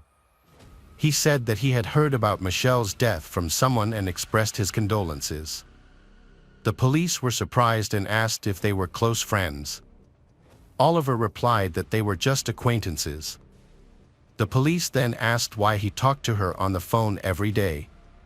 Oliver did not answer. Instead, he said that he had to get back to work and left. At that time, the police did not have a warrant for his arrest. Oliver calmly arrived on campus and collected his things. The guy told Jessica at the end that he was going on vacation and left. It turned out that Oliver went to visit his ex-wife and daughter and then flew to his homeland in Ireland. There, he received a license and got a job at the hospital. After the police took the bottle of painkillers used on Michelle for analysis, the DNA test results came back. Confirmed that there was Oliver's DNA on the bottle cap, indicating that he had injected Michelle with a fatal dose of the drug. The police discovered that Oliver had left but was unable to act, despite having a warrant for his arrest. Extradition to the United States is often controversial for countries that oppose the death penalty. In this case, an Irish journalist alerted the police to Michelle's story. He proposed publishing an article detailing Michelle's death and highlighting Oliver's possible involvement, including his photograph and arrest warrant, to alert the public. The police approved and the article was published in April 2006. Upon reading the article, Oliver fled the country to Africa, where he had previously worked, fearing public backlash. He was eventually tracked down, arrested, and extradited to the US, where he was jailed. Oliver was charged with Michelle's murder but pleaded not guilty. His lawyers argued it was an accident, claiming that Michelle had requested Oliver to inject her with drugs for pain relief. That evening, Oliver miscalculated the dose, inadvertently giving her a lethal amount, leading to her death. The dose administered was 4 times the lethal amount, which was surprising since no one could believe an experienced nurse familiar with the drug would make such an error. Oliver did not apologize to the deceased's family for this mistake. The prosecutor had a different theory, suggesting that Oliver killed Michelle out of jealousy and revenge, as he did not want to share her with another man. It was alleged that he deliberately gave her the fatal dose with the intent to murder. During the trial, witnesses stated that Oliver was in love with Michelle and had been stalking her. Additionally, Oliver's cellmate testified that Oliver confessed to being deeply in love with Michelle, but she did not return his feelings. Oliver overheard a conversation between Michelle and Jason, where she professed her love for Jason and said Oliver meant nothing to her. Feeling humiliated by this, Oliver allegedly decided to take revenge by ending her life. Oliver had gained Michelle's trust through his medical care.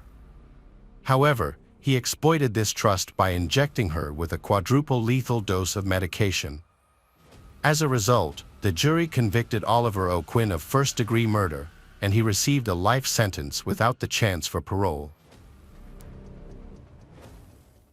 Hello, crime enthusiasts, are you ready for another chilling investigation? The case of Sophia Urrutia. The Urrutia family lived in Canning Vale, a suburb of Perth with about 35,000 residents.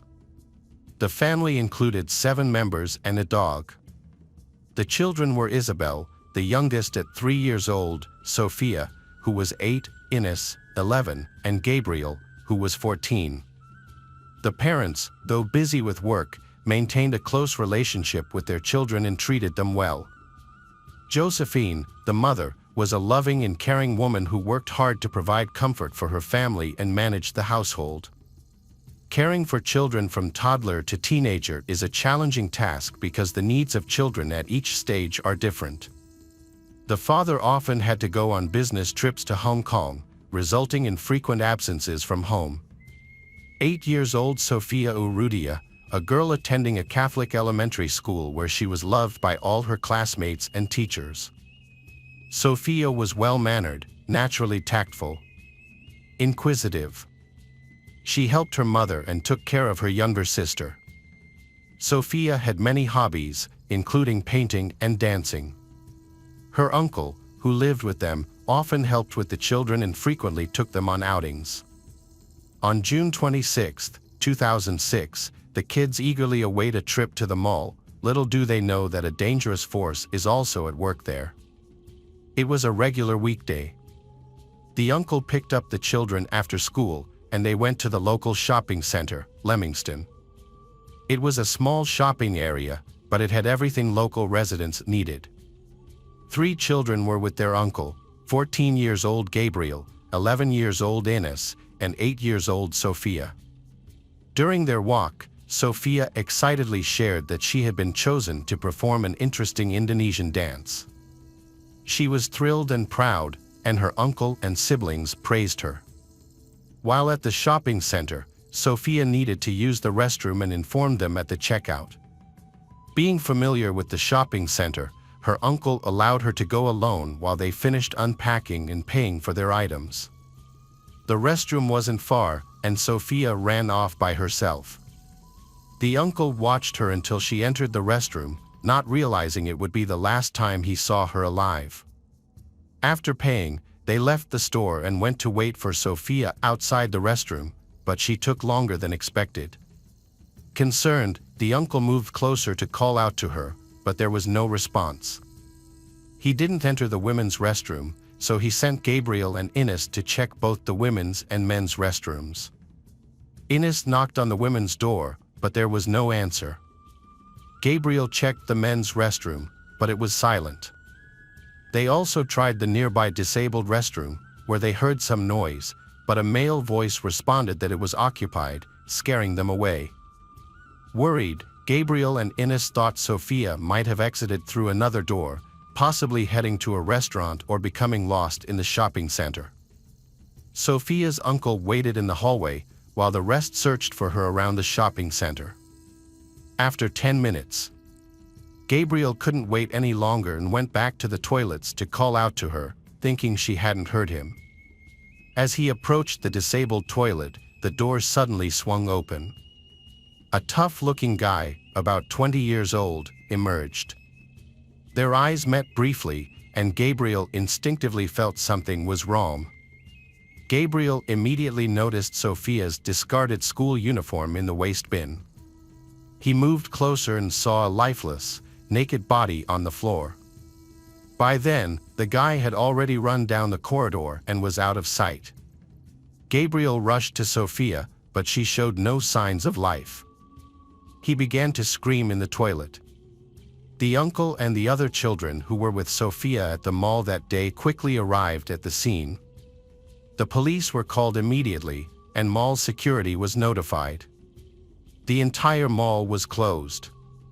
Top doctors confirmed the girl's death. They couldn't save her. Forensic experts sealed the toilet and began examining the crime scene to ensure no important evidence was damaged or lost. Gabriel, who witnessed the criminal, was able to describe him, prompting police to search the mall for the suspicious man who had emerged from the handicapped restroom. During their initial search, the police could not locate him within the premises and assumed he had already escaped. The public was shocked by the brutal crime that had taken place.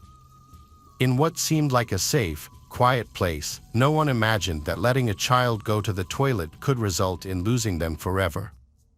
This murder would later be deemed the most brutal in Western Australia's history due to the horrific nature of the crime and Sophia's injuries. Unfortunately, the CCTV cameras in the corridor were not working that day. At the time, detectives only had a description provided by Gabriel, which was clearly insufficient. The crime was committed with horrifying brutality. The child, Sophia, died from suffocation.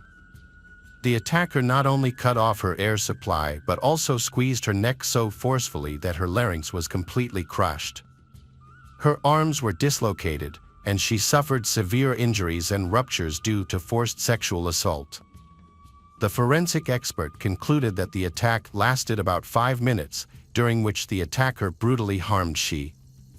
Even the most seasoned detectives, who regularly deal with various crimes, also described the case as the most serious they had ever encountered. Sophia had no reason to use the disabled toilet. It was possible that she was quickly dragged inside by someone. The criminal was probably already inside, waiting for a victim, and Sophia was simply in the wrong place at the wrong time, becoming an unintended victim. She was seized so suddenly that she didn't have time to scream. The attacker immediately began strangling her. She stood no chance against an adult man and couldn't even call for help, even though her relatives were nearby and heard nothing. Investigators began compiling a list of all sex offenders in the area and questioned shopping center employees using a portrait of the suspect. It was urgent to find the criminal because panic was spreading throughout the city. People were terrified by the brutal attack on a young girl and were afraid to go outside. Several shopping center employees recognized the man in the portrait as 21 years old Dante Wyndham Arthurs. He is fat, looks very pale, and worked as a packer of vegetables and fruits at one of the stores in the shopping center. On the day of the incident, Dante was on shift but then disappeared. The police became interested in him and checked his criminal history. They discovered that 3 years prior to this murder, he had been arrested for sexually assaulting another 8-year-old girl. At that time, the police lacked sufficient evidence to charge him, so he was released. Early the next morning, around 5 o'clock, detectives, knowing Dante's address, went to his home, where he lived with his parents, just a short distance from the shopping center. They interrogated Dante and searched his residence. During the search, investigators discovered a sports bag containing latex gloves, handcuffs, rope, a knife, and several photographs with personal information. The oldest girl in the photos was 15 years old, and the others were younger. Some photos included details such as names, ages, home addresses, and the shortest routes to reach them using public transport, suggesting he was stalking these girls and planning attacks. However, Sophia was not among these photos. Within hours, Dante was arrested and charged with first-degree murder, as well as sexual assault and forcible detention of Sophia. Dante Wyndham Arthurs was born on August 8, 1984, in Western Australia. His family soon moved to the UK, where they lived for 8 years before returning to Australia. As a teenager, he was diagnosed with Asperger's syndrome, a condition marked by difficulties with social communication and repetitive, obsessive behavior. During questioning, he neither confirmed nor denied his guilt and did not take the events seriously. He described the situation as if he were an outsider watching the horrific crime occur. He was unable to provide details or explain his motives, suggesting it felt as if the actions were not his own. Furthermore, Dante could not specify whether the sexual assault happened before or after the murder. This detail was crucial because, in Western Australia, sexual assault on a deceased person is not classified as a crime. He claimed his intent was to rape Sophia, but he never meant to kill anyone. Sophia's relatives were shocked by the police's negligence and blamed them for allowing the dangerous criminal to remain free. They pointed out that in 2003, investigators ignored crucial evidence that showed Dante was dangerous. If that evidence had been addressed and he had been held accountable, Sophia would not have encountered him in the restroom that day, and she would still be alive. It was revealed that Dante wasn't even listed among the most dangerous criminals prone. However, this was not Dante's second crime. In 2001, while on vacation with his family, Dante was arrested for sexually assaulting a young girl in another country. However, due to insufficient evidence, he was released, and no information about the incident was shared with the local police. Before Sophia's murder, Dante stalked at least 10 other girls. Later, the public began discussing new disturbing information about the murder of another child. This was the infamous case of 2-year-old James Bulger, brutally murdered on February 12, 1993. His mother had briefly left him unattended behind the door of a butcher's shop in a shopping center in Liverpool, UK. She didn't intend to stay long as she was just picking up an order, but there was a mix-up, delaying her return. When she came out, her son was missing. She immediately began searching and called the police. James's body was discovered 2 days later, A train had passed over him, but he had died beforehand. A forensic expert identified 42 injuries on James's body, including 10 skull fractures. Because of the numerous injuries, it was impossible to determine which one caused his death. It was later discovered that James had been noticed by two 9-year-old boys, John Venables and Robert Thompson, who had skipped school that day. They aimlessly wandered around the shopping center, committing several petty thefts. Upon seeing James, they decided to have some fun with him. They forcibly took him away and brutally assaulted him, hitting him with a 10-kilogram iron bar. They kicked, trampled, and threw bricks and stones at him and poured paint on his face. When they saw James was no longer moving, they dragged him to the railroad tracks and left him to die, hoping to disguise the murder as an accident. The crime was quickly solved thanks to CCTV footage from the shopping center, which showed James being taken away, leading to the arrest of John and Robert. They had previously attempted to kidnap another child in a shopping mall, but the mother quickly intervened and saved the child. It was found that after James left the shopping center, they were seen by 38 people along the way. Passers-by observed they forcefully dragging the child. They claimed that James was their younger brother, and they told others they were taking him to the police station because he was lost. No one intervened in the situation. Investigators suspect the crime was not sexual in nature since the child was not wearing underwear, but the examination could not confirm this for certain. Robert Thompson and John Venables denied any sexual abuse of James but were unable to clearly explain why they undressed the child.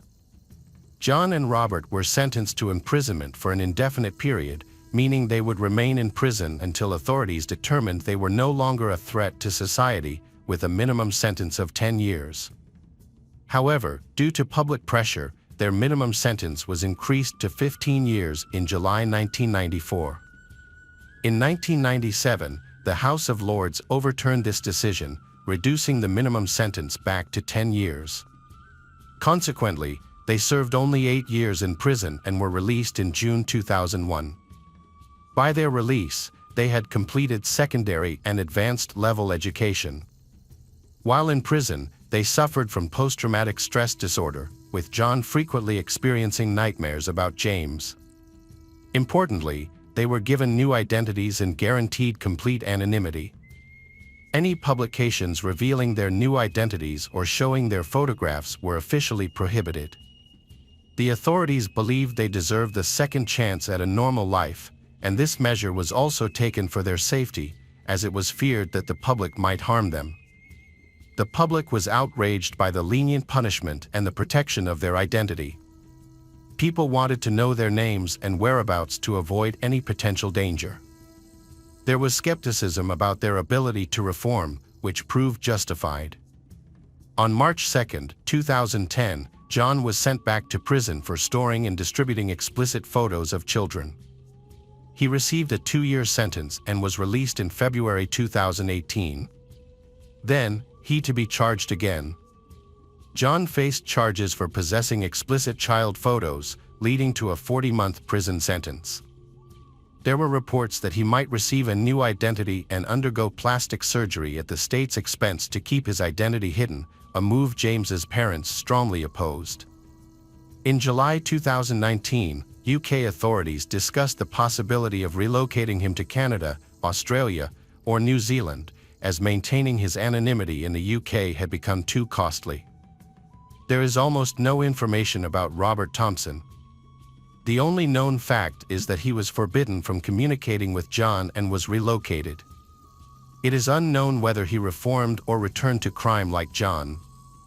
After the murder of Sofia Urrutia, many suspected that Dante, who killed Sofia in a restroom, was actually Robert Thompson with a new identity. He received help with relocation and confidentiality, and many details of their biographies matched. Dante lived in Great Britain for 8 years, coinciding with the time of James's murder. In both cases, the victims were found in a shopping center. It is believed there was a sexual motive, and the victims were of a similar age and appearance. However, this theory could not be confirmed. The police denied any connection. The public suspects the denial was due to confidentiality. Many continue to believe they are the same person and consider him very dangerous. The year after Sophia's murder in March, Dante did not plead guilty to any charges. Consequently, the police reduced the charge from premeditated murder to simple murder, which carries a lighter sentence. Additionally, the sexual assault charge was dropped due to the inability to prove it occurred before Sophia's death. This situation highlights the sometimes absurd nature of the Western Australian legal system. Detectives allegedly obtained a confession from Dante, but none of the interrogations were properly recorded, so they could not be used as evidence. At the trial, due to public pressure, Dante was sentenced to life imprisonment with the possibility of parole after 13 years. However, he was able to reduce his time on parole. According to the laws at the time of his conviction, Dante was eligible for early release by 2019, with his case reviewed every 3 years. Each time, there is a chance for him to receive a pardon. The next review of Dante's case occurred in 2022, but it was decided to keep him in prison until at least 2025. The family of Sophia and the public hope that Dante, monster, remains incarcerated for life, seeing him as a danger to others. Welcome back, detectives. Let's dive into another horrible case. The case of Elizabeth Johnson.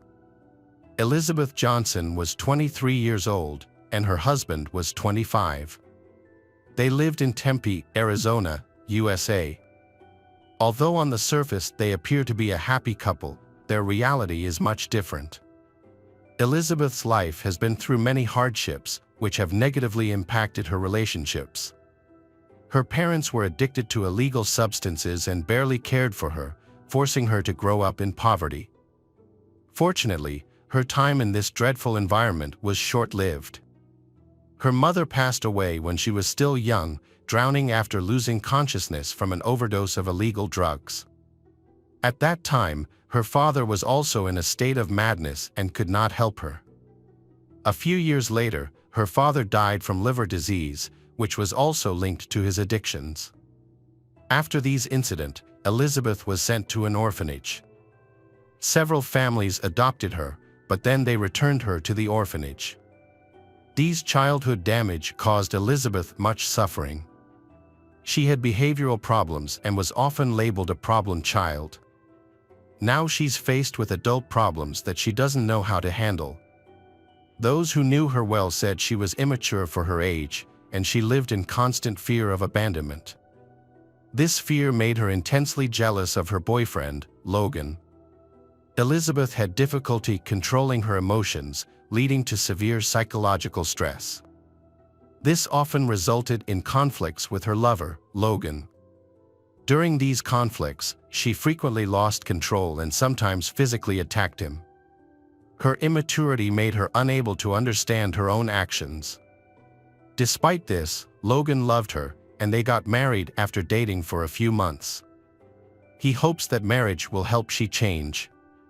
Unfortunately, her fear grew and her tantrums became very disturbing.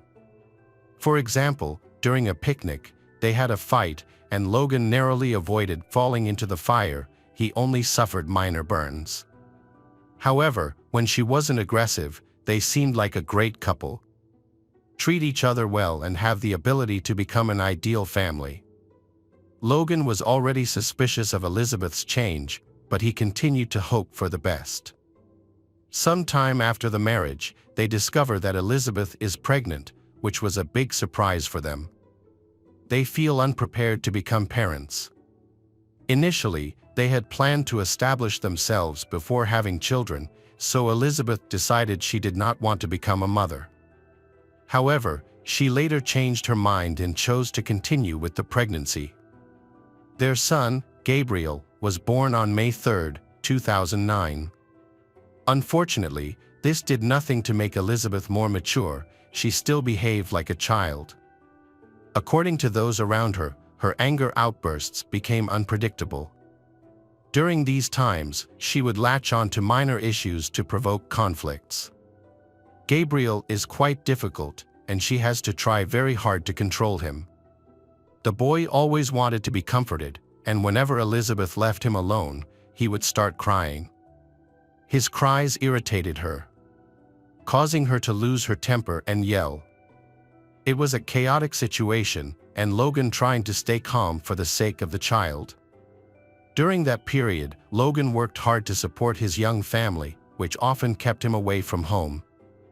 At home, he always tries to help his wife and take care of the children.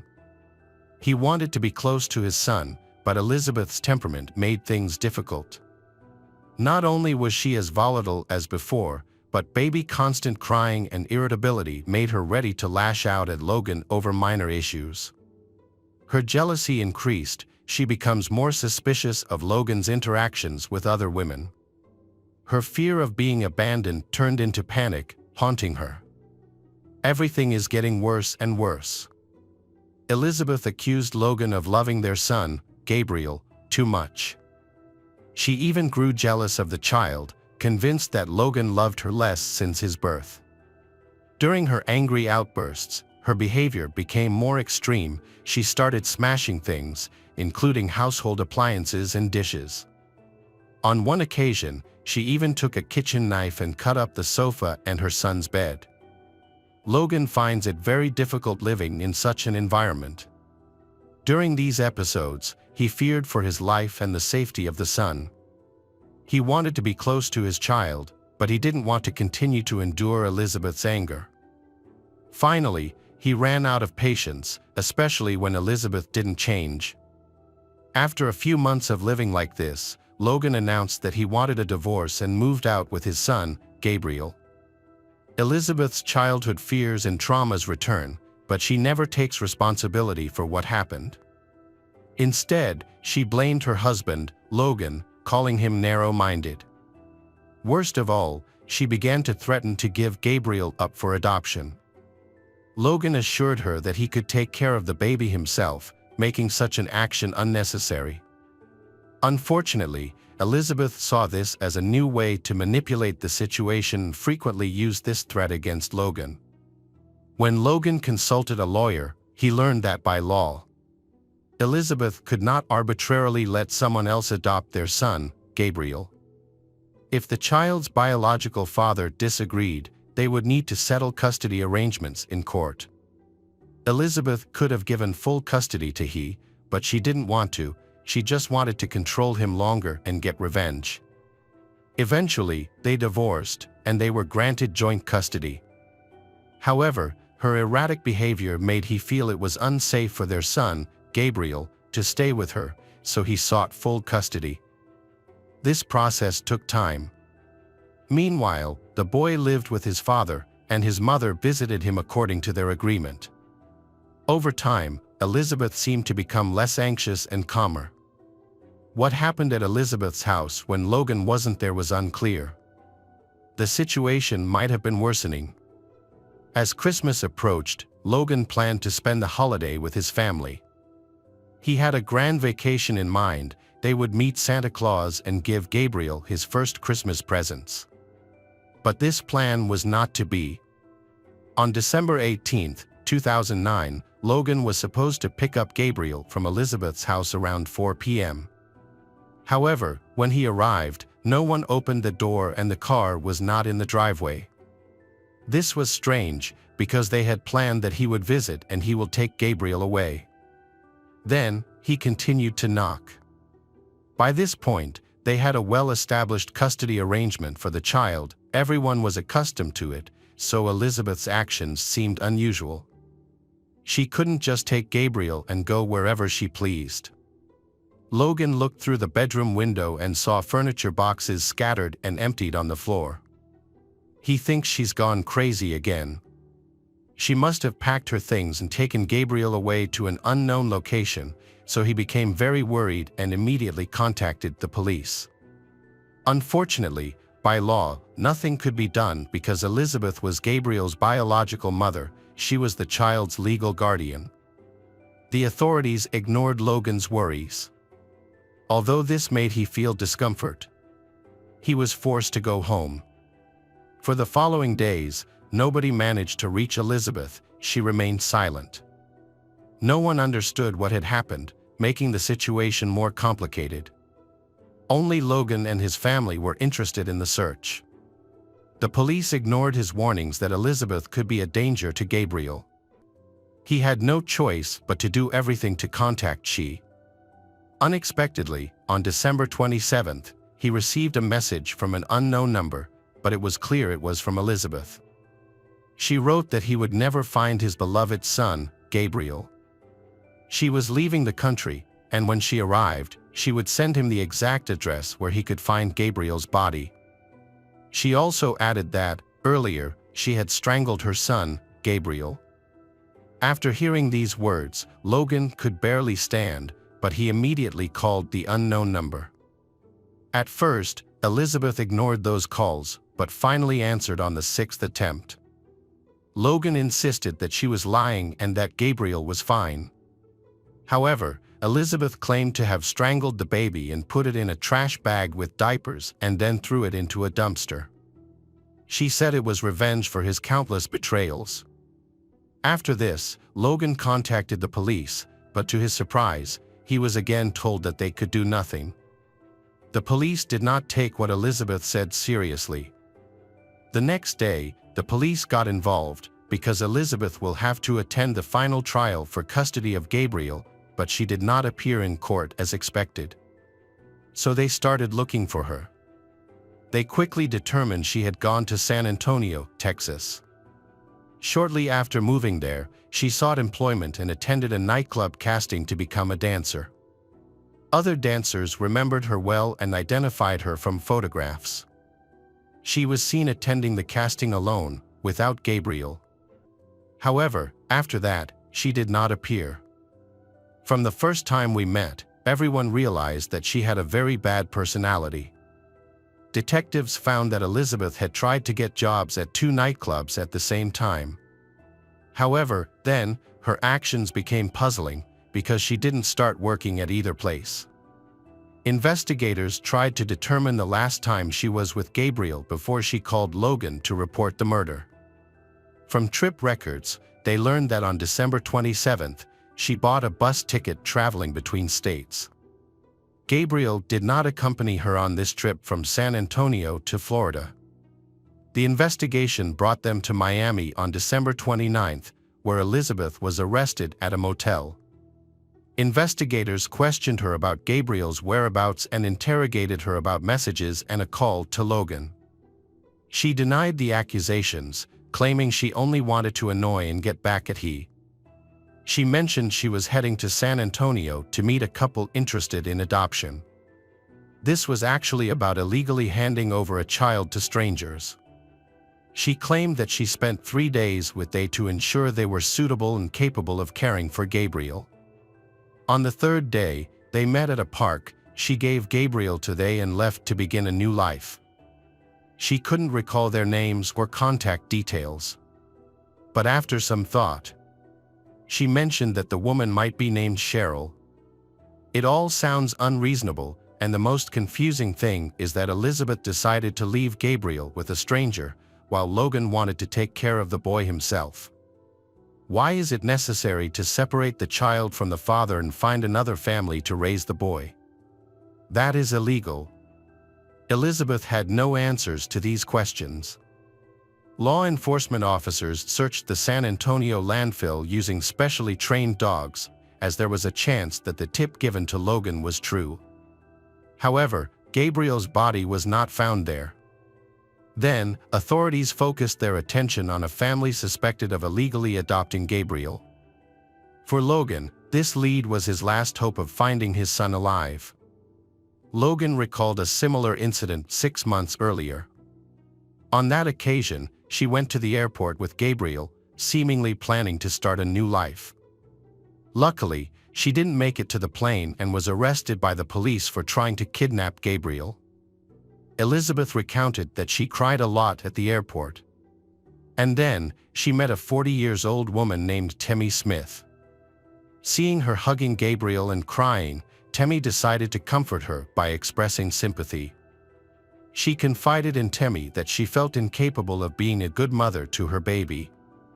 Temmie then asked if she was considering giving her baby up for adoption. At first, she insisted that she wouldn't do it. Despite this, she and Temmie became friends after their encounter. They shared many similarities, particularly a difficult past. Temmie had worked as a dancer in a strip club and had been married to 2 men simultaneously at one point. She had a deep fear of being alone, which negatively impacted her life and relationships. She had been married 5 times and had 3 children with different men. All her children lived with their biological fathers, and she had lost parental rights. Unexpectedly, after 2001, changes occurred in Temmie's life. She decides that she really wants to raise her child and get her child back. There was no longer an opportunity to give birth again. So she turned to the services of the black market. During the investigation, it was established that Temmie adopted 2 children and was constantly looking for young mothers with problems so that she could adopt more children. She used social networks to persuade young women to give up their children and even approached pregnant women on the street, asking if they were planning to give up the child. After talking with Temmie, Elizabeth decided to give Gabriel up for adoption. Temmie became Gabriel's mother. When Logan learned of this, he immediately reported it to the police. Gabriel was taken from the Temmie home and returned to live with his father Logan. Temmie claimed that she did not know about the falsification of the adoption documents. Logan attempted to obtain custody to prevent Elizabeth from being able to see Gabriel again. However, the process dragged on for 6 months, which ultimately led to Gabriel's disappearance. After being arrested, Elizabeth launched a public relations campaign to support herself while awaiting trial. She frequently communicated with the media, gave interviews, and blamed Logan for the incident. She argues that if he agrees to let Temmie adopt Gabriel, none of this would have happened. Logan was shocked by her actions, which he perceived as driven by revenge. During the custody trial, he repeatedly sought sole custody, as he was the primary caregiver. Elizabeth wasn't interested in the boy and just wanted to get rid of him. Despite this, the court awarded joint custody. He tried to challenge this decision, but the court did not agree. After several months, Elizabeth faced multiple charges, including forging Logan's signature on adoption documents. However, the court considered this a minor crime, so it only imposed a 30-day prison sentence for signature forgery. During this time, the custody trial concluded. He was given full custody of Gabriel, but he still has no idea where the boy is. Investigators found no evidence of a crime, such as blood stains on the car, and did not find Gabriel's body. So they began to suspect that there might be a black market in child trafficking involved. This theory seemed plausible, since San Antonio is statistically a hub for black markets.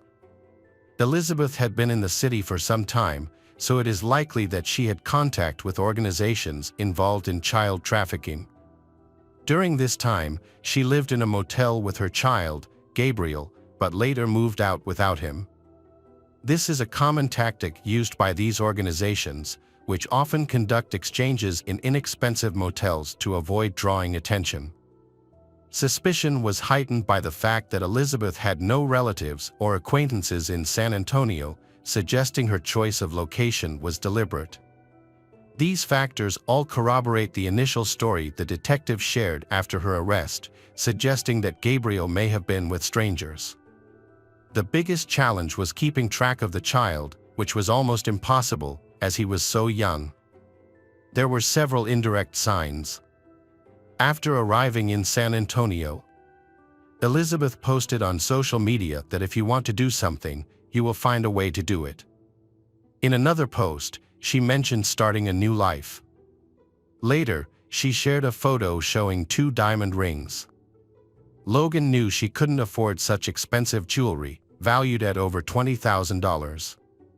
Elizabeth claimed they were gifts from admirers, but this seemed unlikely. This new information supports the theory that she sold Gabriel illegally, as payments for such transactions are not typically made in cash. During the investigation, the detectives contacted a young woman who had worked part-time as a nanny for Elizabeth when she first arrived in San Antonio with Gabriel. The girl was hired through an ad and looked after Gabriel for a day. She was shocked by how indifferent Elizabeth was to her son. Elizabeth didn't care if he was tired, needed sleep, or was hungry. The only thing Elizabeth requested was to give the boy medicine regularly to keep him quiet. Elizabeth simply wanted him to remain silent. The type of medication was unknown, but it was likely a sedative. Elizabeth spent 3 years in prison before her trial began. Initially, she was charged with kidnapping, but this charge was dropped.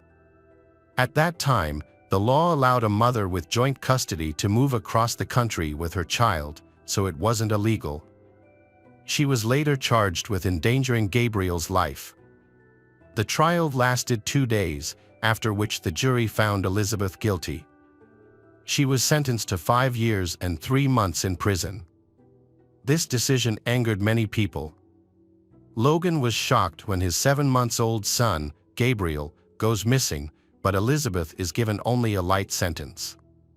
The prosecutor's office said they had no evidence to prove Elizabeth harmed or killed Gabriel, so no other charges could be brought against Elizabeth. Elizabeth denied the story she told Logan over the phone after Gabriel's disappearance. She continued to deny murdering her son, claiming instead that she gave the child to a couple. She explained that the message and call were meant to anger Logan. And she lied about the boy's body being in the dump. Detectives repeatedly questioned her in prison, trying to get information about Gabriel. Throughout this time, she never cooperated with the investigation, nor did she share anything with Logan or her lawyer. Elizabeth insisted that she knew nothing about Gabriel's condition. She also has no interest in knowing what happened to her son or where he is now. Logan was convinced that the child had been dead for a long time, believing she had indeed disposed of him at the dump, as she mentioned in the message. A recording of a phone conversation between Elizabeth and her old friend Temmie surfaced. Elizabeth was aware that all prison calls were recorded, so she deliberately lied to distract the detectives. During the call, she praised the detectives for their work but then expressed outrage. Then, she confesses that Temmie ruined her life. Temmie got her involved in illegal activities. Temmie's reaction seemed genuine, as she denied all of Elizabeth's accusations. The two women ended up blaming each other for their problems, which ultimately ended their friendship. It remains unclear who was lying during the call. In 2014, Elizabeth was released from prison and placed on probation for 3 years. However, she repeatedly violated the terms. Just a month later, she moved to New Mexico, which was a serious violation since she was required to regularly report to her probation officer. As a result, Elizabeth was arrested and extradited back. She was briefly imprisoned again. Meanwhile, the search for Gabriel continued, without success. Police occasionally receive new leads, but all lead to dead ends, including DNA analysis, reviewing CCTV footage, tracking geolocation, and searching databases. No matter how hard they tried, the boy was never found. After serving her prison sentence, Elizabeth was released. She changed her name several times to start anew and eventually got married, settling in New Mexico. In May 2021, she became pregnant again. This caused controversy. Many criticized Elizabeth, believing she shouldn't become a mother again, fearing she might abandon or harm the child. When speaking to reporters, Elizabeth continued to deny all allegations. In an interview, she claimed that her worst punishment wasn't prison but living without knowing Gabriel's fate. She insisted she had changed and regretted giving her child away, but few believed her. Gabriel's father, Logan, has devoted a great deal of time, effort, and resources to searching for his son. Years later, He had a new family, but he still hoped to find his first child. Although Logan tried his best, but the fate of Gabriel remains a mystery known only to Elizabeth. Logan continues to hope that Elizabeth will eventually reveal the truth so he can find his son. Hello friends, welcome to our channel. Today we're going to take a look at another horrible case with you. The case of Sarah Douglas. Sarah Douglas was born in 1987 in Sacramento, California, into a family of 5 siblings.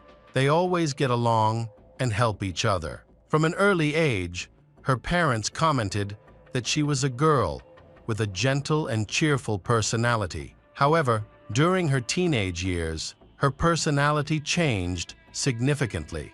She started associating with a group of troubled teens and to spend all her free time with them. As a result, she quickly dropped out of school. At the age of 19, Sarah started dating a boyfriend named Nicholas. In 2007, when she was 20, she became pregnant. By this time, her relationship with Nicholas was deteriorating, and they often fought over minor issues. The arrival of their child only increased the conflict between them, causing them to decide to separate.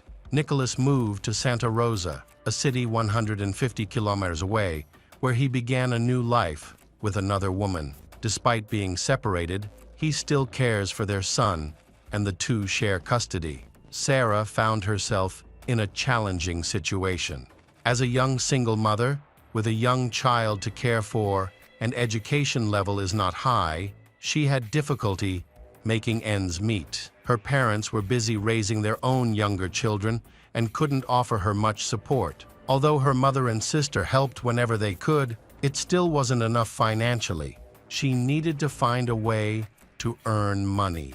Eventually, Sarah decided to work as an escort, drawn in by the good pay and flexible hours. She has an attractive appearance and quickly became famous in this industry, helping her earn a good income.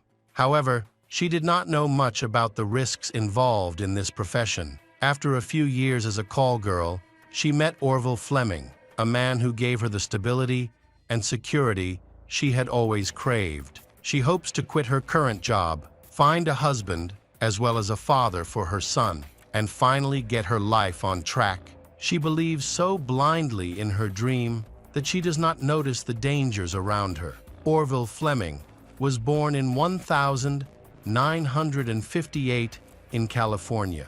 Before he met Sarah, he was a happy husband and father. He dedicated over 30 years to his career as a fire chief, earning the respect of his community. He served for 24 years, including 3 years in Modesto. In 1993, he became a fire engineer with the California Department of Forestry. Thanks to his excellent performance, he was promoted to captain and became a battalion chief in 2012. Throughout his career, Orville built an impressive resume and reputation. He also worked part-time as an instructor at a fire academy, where he shared his valuable experience and trained future firefighters. Through hard work, he earned about $130,000 a year, enough to enjoy a wealthy lifestyle. When his children were grown, he and his wife could enjoy a comfortable life and their own pleasures. However, beneath the facade of this seemingly happy family lay a troubling secret about Orville. He spent most of his money on encounters with young escorts, as he found family life dull and craved excitement with attractive young women. He met these women through dating sites and escort services, and that led him to Sarah, a 20-year-old girl, 30 years younger than him. In his intimate relationships with these young girls, he sought the variety that was missing from his long-term marriage. His wife is a discreet woman, so he often turns to call girls to satisfy his private needs. After meeting the beautiful Sarah online, Orville began dating her regularly. She charges $300 an hour for each meeting. He became very fond of her, and their encounters began to occur more frequently. She opened up to him about her struggles, earning Orville's sympathy, which gradually evolved into love. He loved Sarah so much that he decided to divorce his wife to start a new life with her, and she agreed. Orville decided to take action immediately. He soon had a conversation with his wife, leading him to leave her and their 2 children to be with his mistress, Sarah. He purchased a house in a quiet suburb near Sacramento.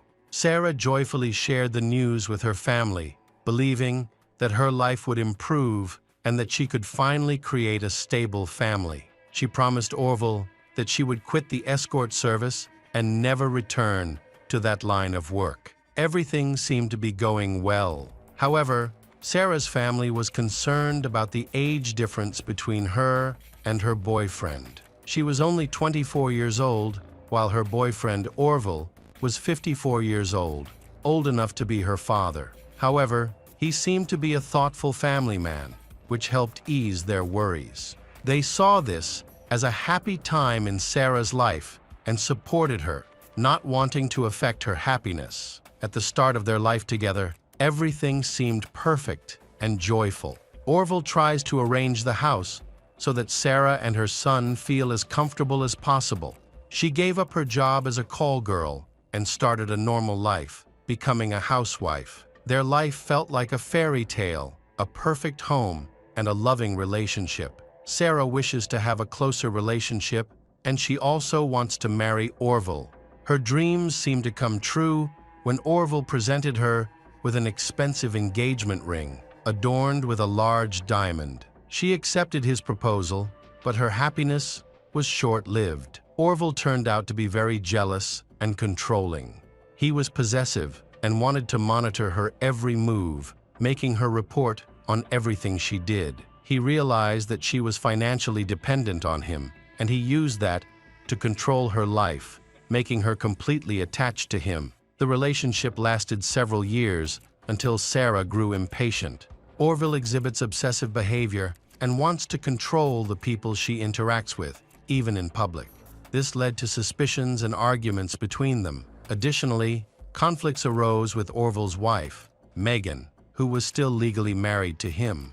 He filed for divorce, but the process took a long time, giving her more time to pressure him over financial matters. By early 2014, the situation had become very tense. Megan frequently calls Orville to ask him to pay off his debt and give her more money. She was particularly upset about the large sums he spent on call girl service, which often left Sarah in tears. At this point, Sarah and Orville's relationship had significantly deteriorated. She began spending more time with her mother and sister, and during one conversation, she admitted that she wanted to end the relationship due to the mounting problems. Sarah realized that continuing the relationship was a mistake. However, she did not think that her decision to leave him could lead to serious consequences. On Wednesday, April 30, 2014, Sarah's day started like any other. She sent her son to visit his biological father for a few days and planned a vacation with her mother and sister. They first went to a casino where they enjoyed themselves until 11 p.m. During that time, Orville kept calling and texting her, but she chose not to respond. He was upset that she ignored his request not to have fun while he was away. As midnight approached, Stephanie, Sarah's sister, took her back to the house she shared with Orville, and they said their goodbyes. Once inside the house, Sarah immediately noticed a strong smell of gas. She went to the kitchen and saw that the gas burners left on. Alarmed, she called her sister Stephanie to let her know that Orville had neglected to turn off the gas. It was obvious he wanted to poison her. Suddenly, a scream was heard, startling she. Orville had unexpectedly shown up, disrupt her and Stephanie's phone call. Then, all Stephanie could hear was her terrified screams. Assuming it was just another argument between lovers, Stephanie decided to hang up and go to bed. Early in the morning, Stephanie decided to call Sarah to find out what had happened the previous night. She dialed Sarah's number, but was surprised when there was no answer, as Sarah usually stayed in touch. As anxiety grew over Sarah's lack of response, she and her aunt went to Sarah's house around 8 a.m. to check. They rang the doorbell and knocked for a long time, but no one answered. Just as they were about to leave, her aunt tried the door handle, and to their surprise, the door opened. This was unusual behavior, which made them even more worried, but they decided to go inside. Once inside, they found the living room in disarray, with furniture out of place and items scattered everywhere. They cautiously made their way to the bedroom, hoping to find Sarah. At that moment, a neighbor heard them screaming from the window. He saw them running out of Sarah's house, clearly terrified. When he asked what was wrong, they told him there was a human body inside the house. The neighbor immediately called 911 to report the situation. By 9 a.m., officers were on the scene. Several officers worked together to calm and interview the witness. In the bedroom, the officers discovered clear evidence of a struggle. A young woman lay face down on the floor, showing no signs of life. She had injuries on her body and neck, including cuts and a sheet tied around her throat. Blood was splattered on the bed and walls. In the bathroom, they found a bloody towel thrown into the washing machine. All the windows were tightly closed. They quickly secured the crime scene and started their investigation. Forensic experts arrived to gather evidence, and the body was taken to the morgue for an autopsy to determine the cause of death. The witnesses identified Sarah Douglas, who was 26 years old when she died. The autopsy revealed that she suffered at least 14 stab and cut wounds, likely inflicted with a kitchen knife. There were also signs of suffocation on her neck, which was determined to be the cause of death. Forensic experts discovered multiple bruises and evidence of beatings on her body, indicating she had fought back fiercely. Blood tests showed that at the time of her death, she was neither drunk nor under the influence of drugs. Sarah's aunt and sister informed detectives that she had previously worked as a call girl, but quit after meeting Orville. Despite their age difference, she believed he was a good man who could help her build a better life. However, their relationship had become strained in recent months, and she had decided to end things with him. Additionally, Sarah's sister Stephanie informed detectives about everything she heard on her cell phone the night before. It was likely that Orville attacked Sarah and killed her out of jealousy. As a result, he became the primary suspect in the brutal murder, and a warrant was issued for his arrest. Despite their best efforts to search for him, they still couldn't find him. He was not at home, at work, with his ex-wife Megan, or with his relatives. He had gone into hiding, prompting the police to place him on a statewide wanted list. Just a day after the search began, Orville's official car was found abandoned near a house, but there was no sign of him being there, nor any clues as to where he might have gone.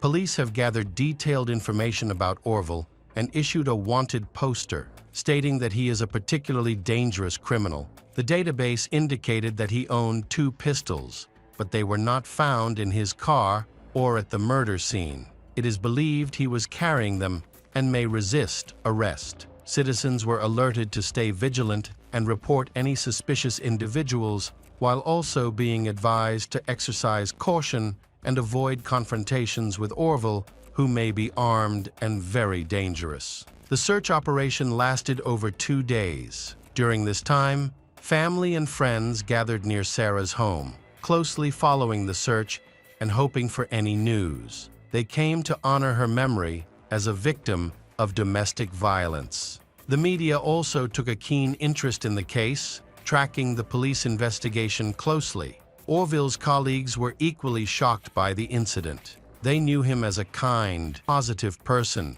and a professional with a stellar reputation who had consistently demonstrated his integrity on the job. However, it is worrying that he disappears soon after the death of his young lover Sarah, raising suspicions about his involvement. 5 days later, Orville was fired from his position as head of the fire department because he failed to report to work without any explanation. Given the circumstances, this was merely a bureaucratic formality. Meanwhile, The search is being extended to areas where he may be hiding. He is experienced in outdoor activities and regularly participates in challenging hikes. His endurance and survival skills are evident in extreme conditions. He is known for training in remote wilderness areas for long periods of time that few people know about. Even though there is a lot of information surrounding the case, the situation seems to be becoming more tense. Orville's wife, Megan, decided to make the situation more serious. She claimed that he and other members of the California Fire Brigade often invited escorts to the fire station for entertainment. Megan said she had seen videos showing these women arriving at the fire station and having fun inside the fire trucks. She also mentioned that a woman named Sarah had been present on a couple of occasions. The police received information regarding the situation and visited the fire station to speak with the employees and verify the details. However, they were unable to locate any video recordings or photographs that Megan had mentioned. Megan could not provide this evidence either, leaving the rumors unconfirmed. In addition, Megan also said that during the time Orville was having an affair with Sarah, he had run up a large debt due to his addiction to prostitutes. She asked him to pay the debt, but he never did. She also mentioned a diamond engagement ring that she suspected was fake. She also convinced the police that Sarah, Orville's mistress, had been stalking her, alleging that Sarah frequently called and threatened her. As a result, she sought a restraining order against Sarah, but this claim could not be substantiated as there was no evidence of harassment. It appeared that she may have fabricated these accusations to further tarnish Sarah's reputation in the eyes of the public. After 2 weeks of thorough investigation, the court denied Megan's request for divorce. On May 26, 2014, Orville was finally captured at a bus stop near where his official car was found. He had been hiding in the forest, but was spotted when he ventured out to buy food, despite having shaved his mustache and attempted to disguise himself. He was taken into custody without issue. He did not have a gun and surrendered to police. After his arrest, he needed special supervision. On May 20, 2014, Orville appeared in court. He claimed he could not afford a lawyer, but maintained his innocence. 10 days after the initial hearing, the city's road patrol began a new investigation into illegal activities involving members of the fire department where Orville worked. By October 2014, after the hearing had officially lasted more than a month, Orville formally pleaded not guilty. Sarah's family was shocked by Orville's arrogance, especially when he winked at the public defender. The prosecution detailed the troubled relationship between Sarah and he. He is portrayed as a jealous man who wants complete control over Sarah's life. He prohibited her from working, took away her personal bank account and mobile phone, and restricted her from using her own vehicle. Meanwhile, an investigation is underway into misconduct at the fire department where Orville worked. On December 29, 2014, the investigation confirmed that there was inappropriate sexual behavior between firefighters after hours. Although the video recordings mentioned by Megan were never located, but the investigation led to 16 firefighters being placed on administrative leave.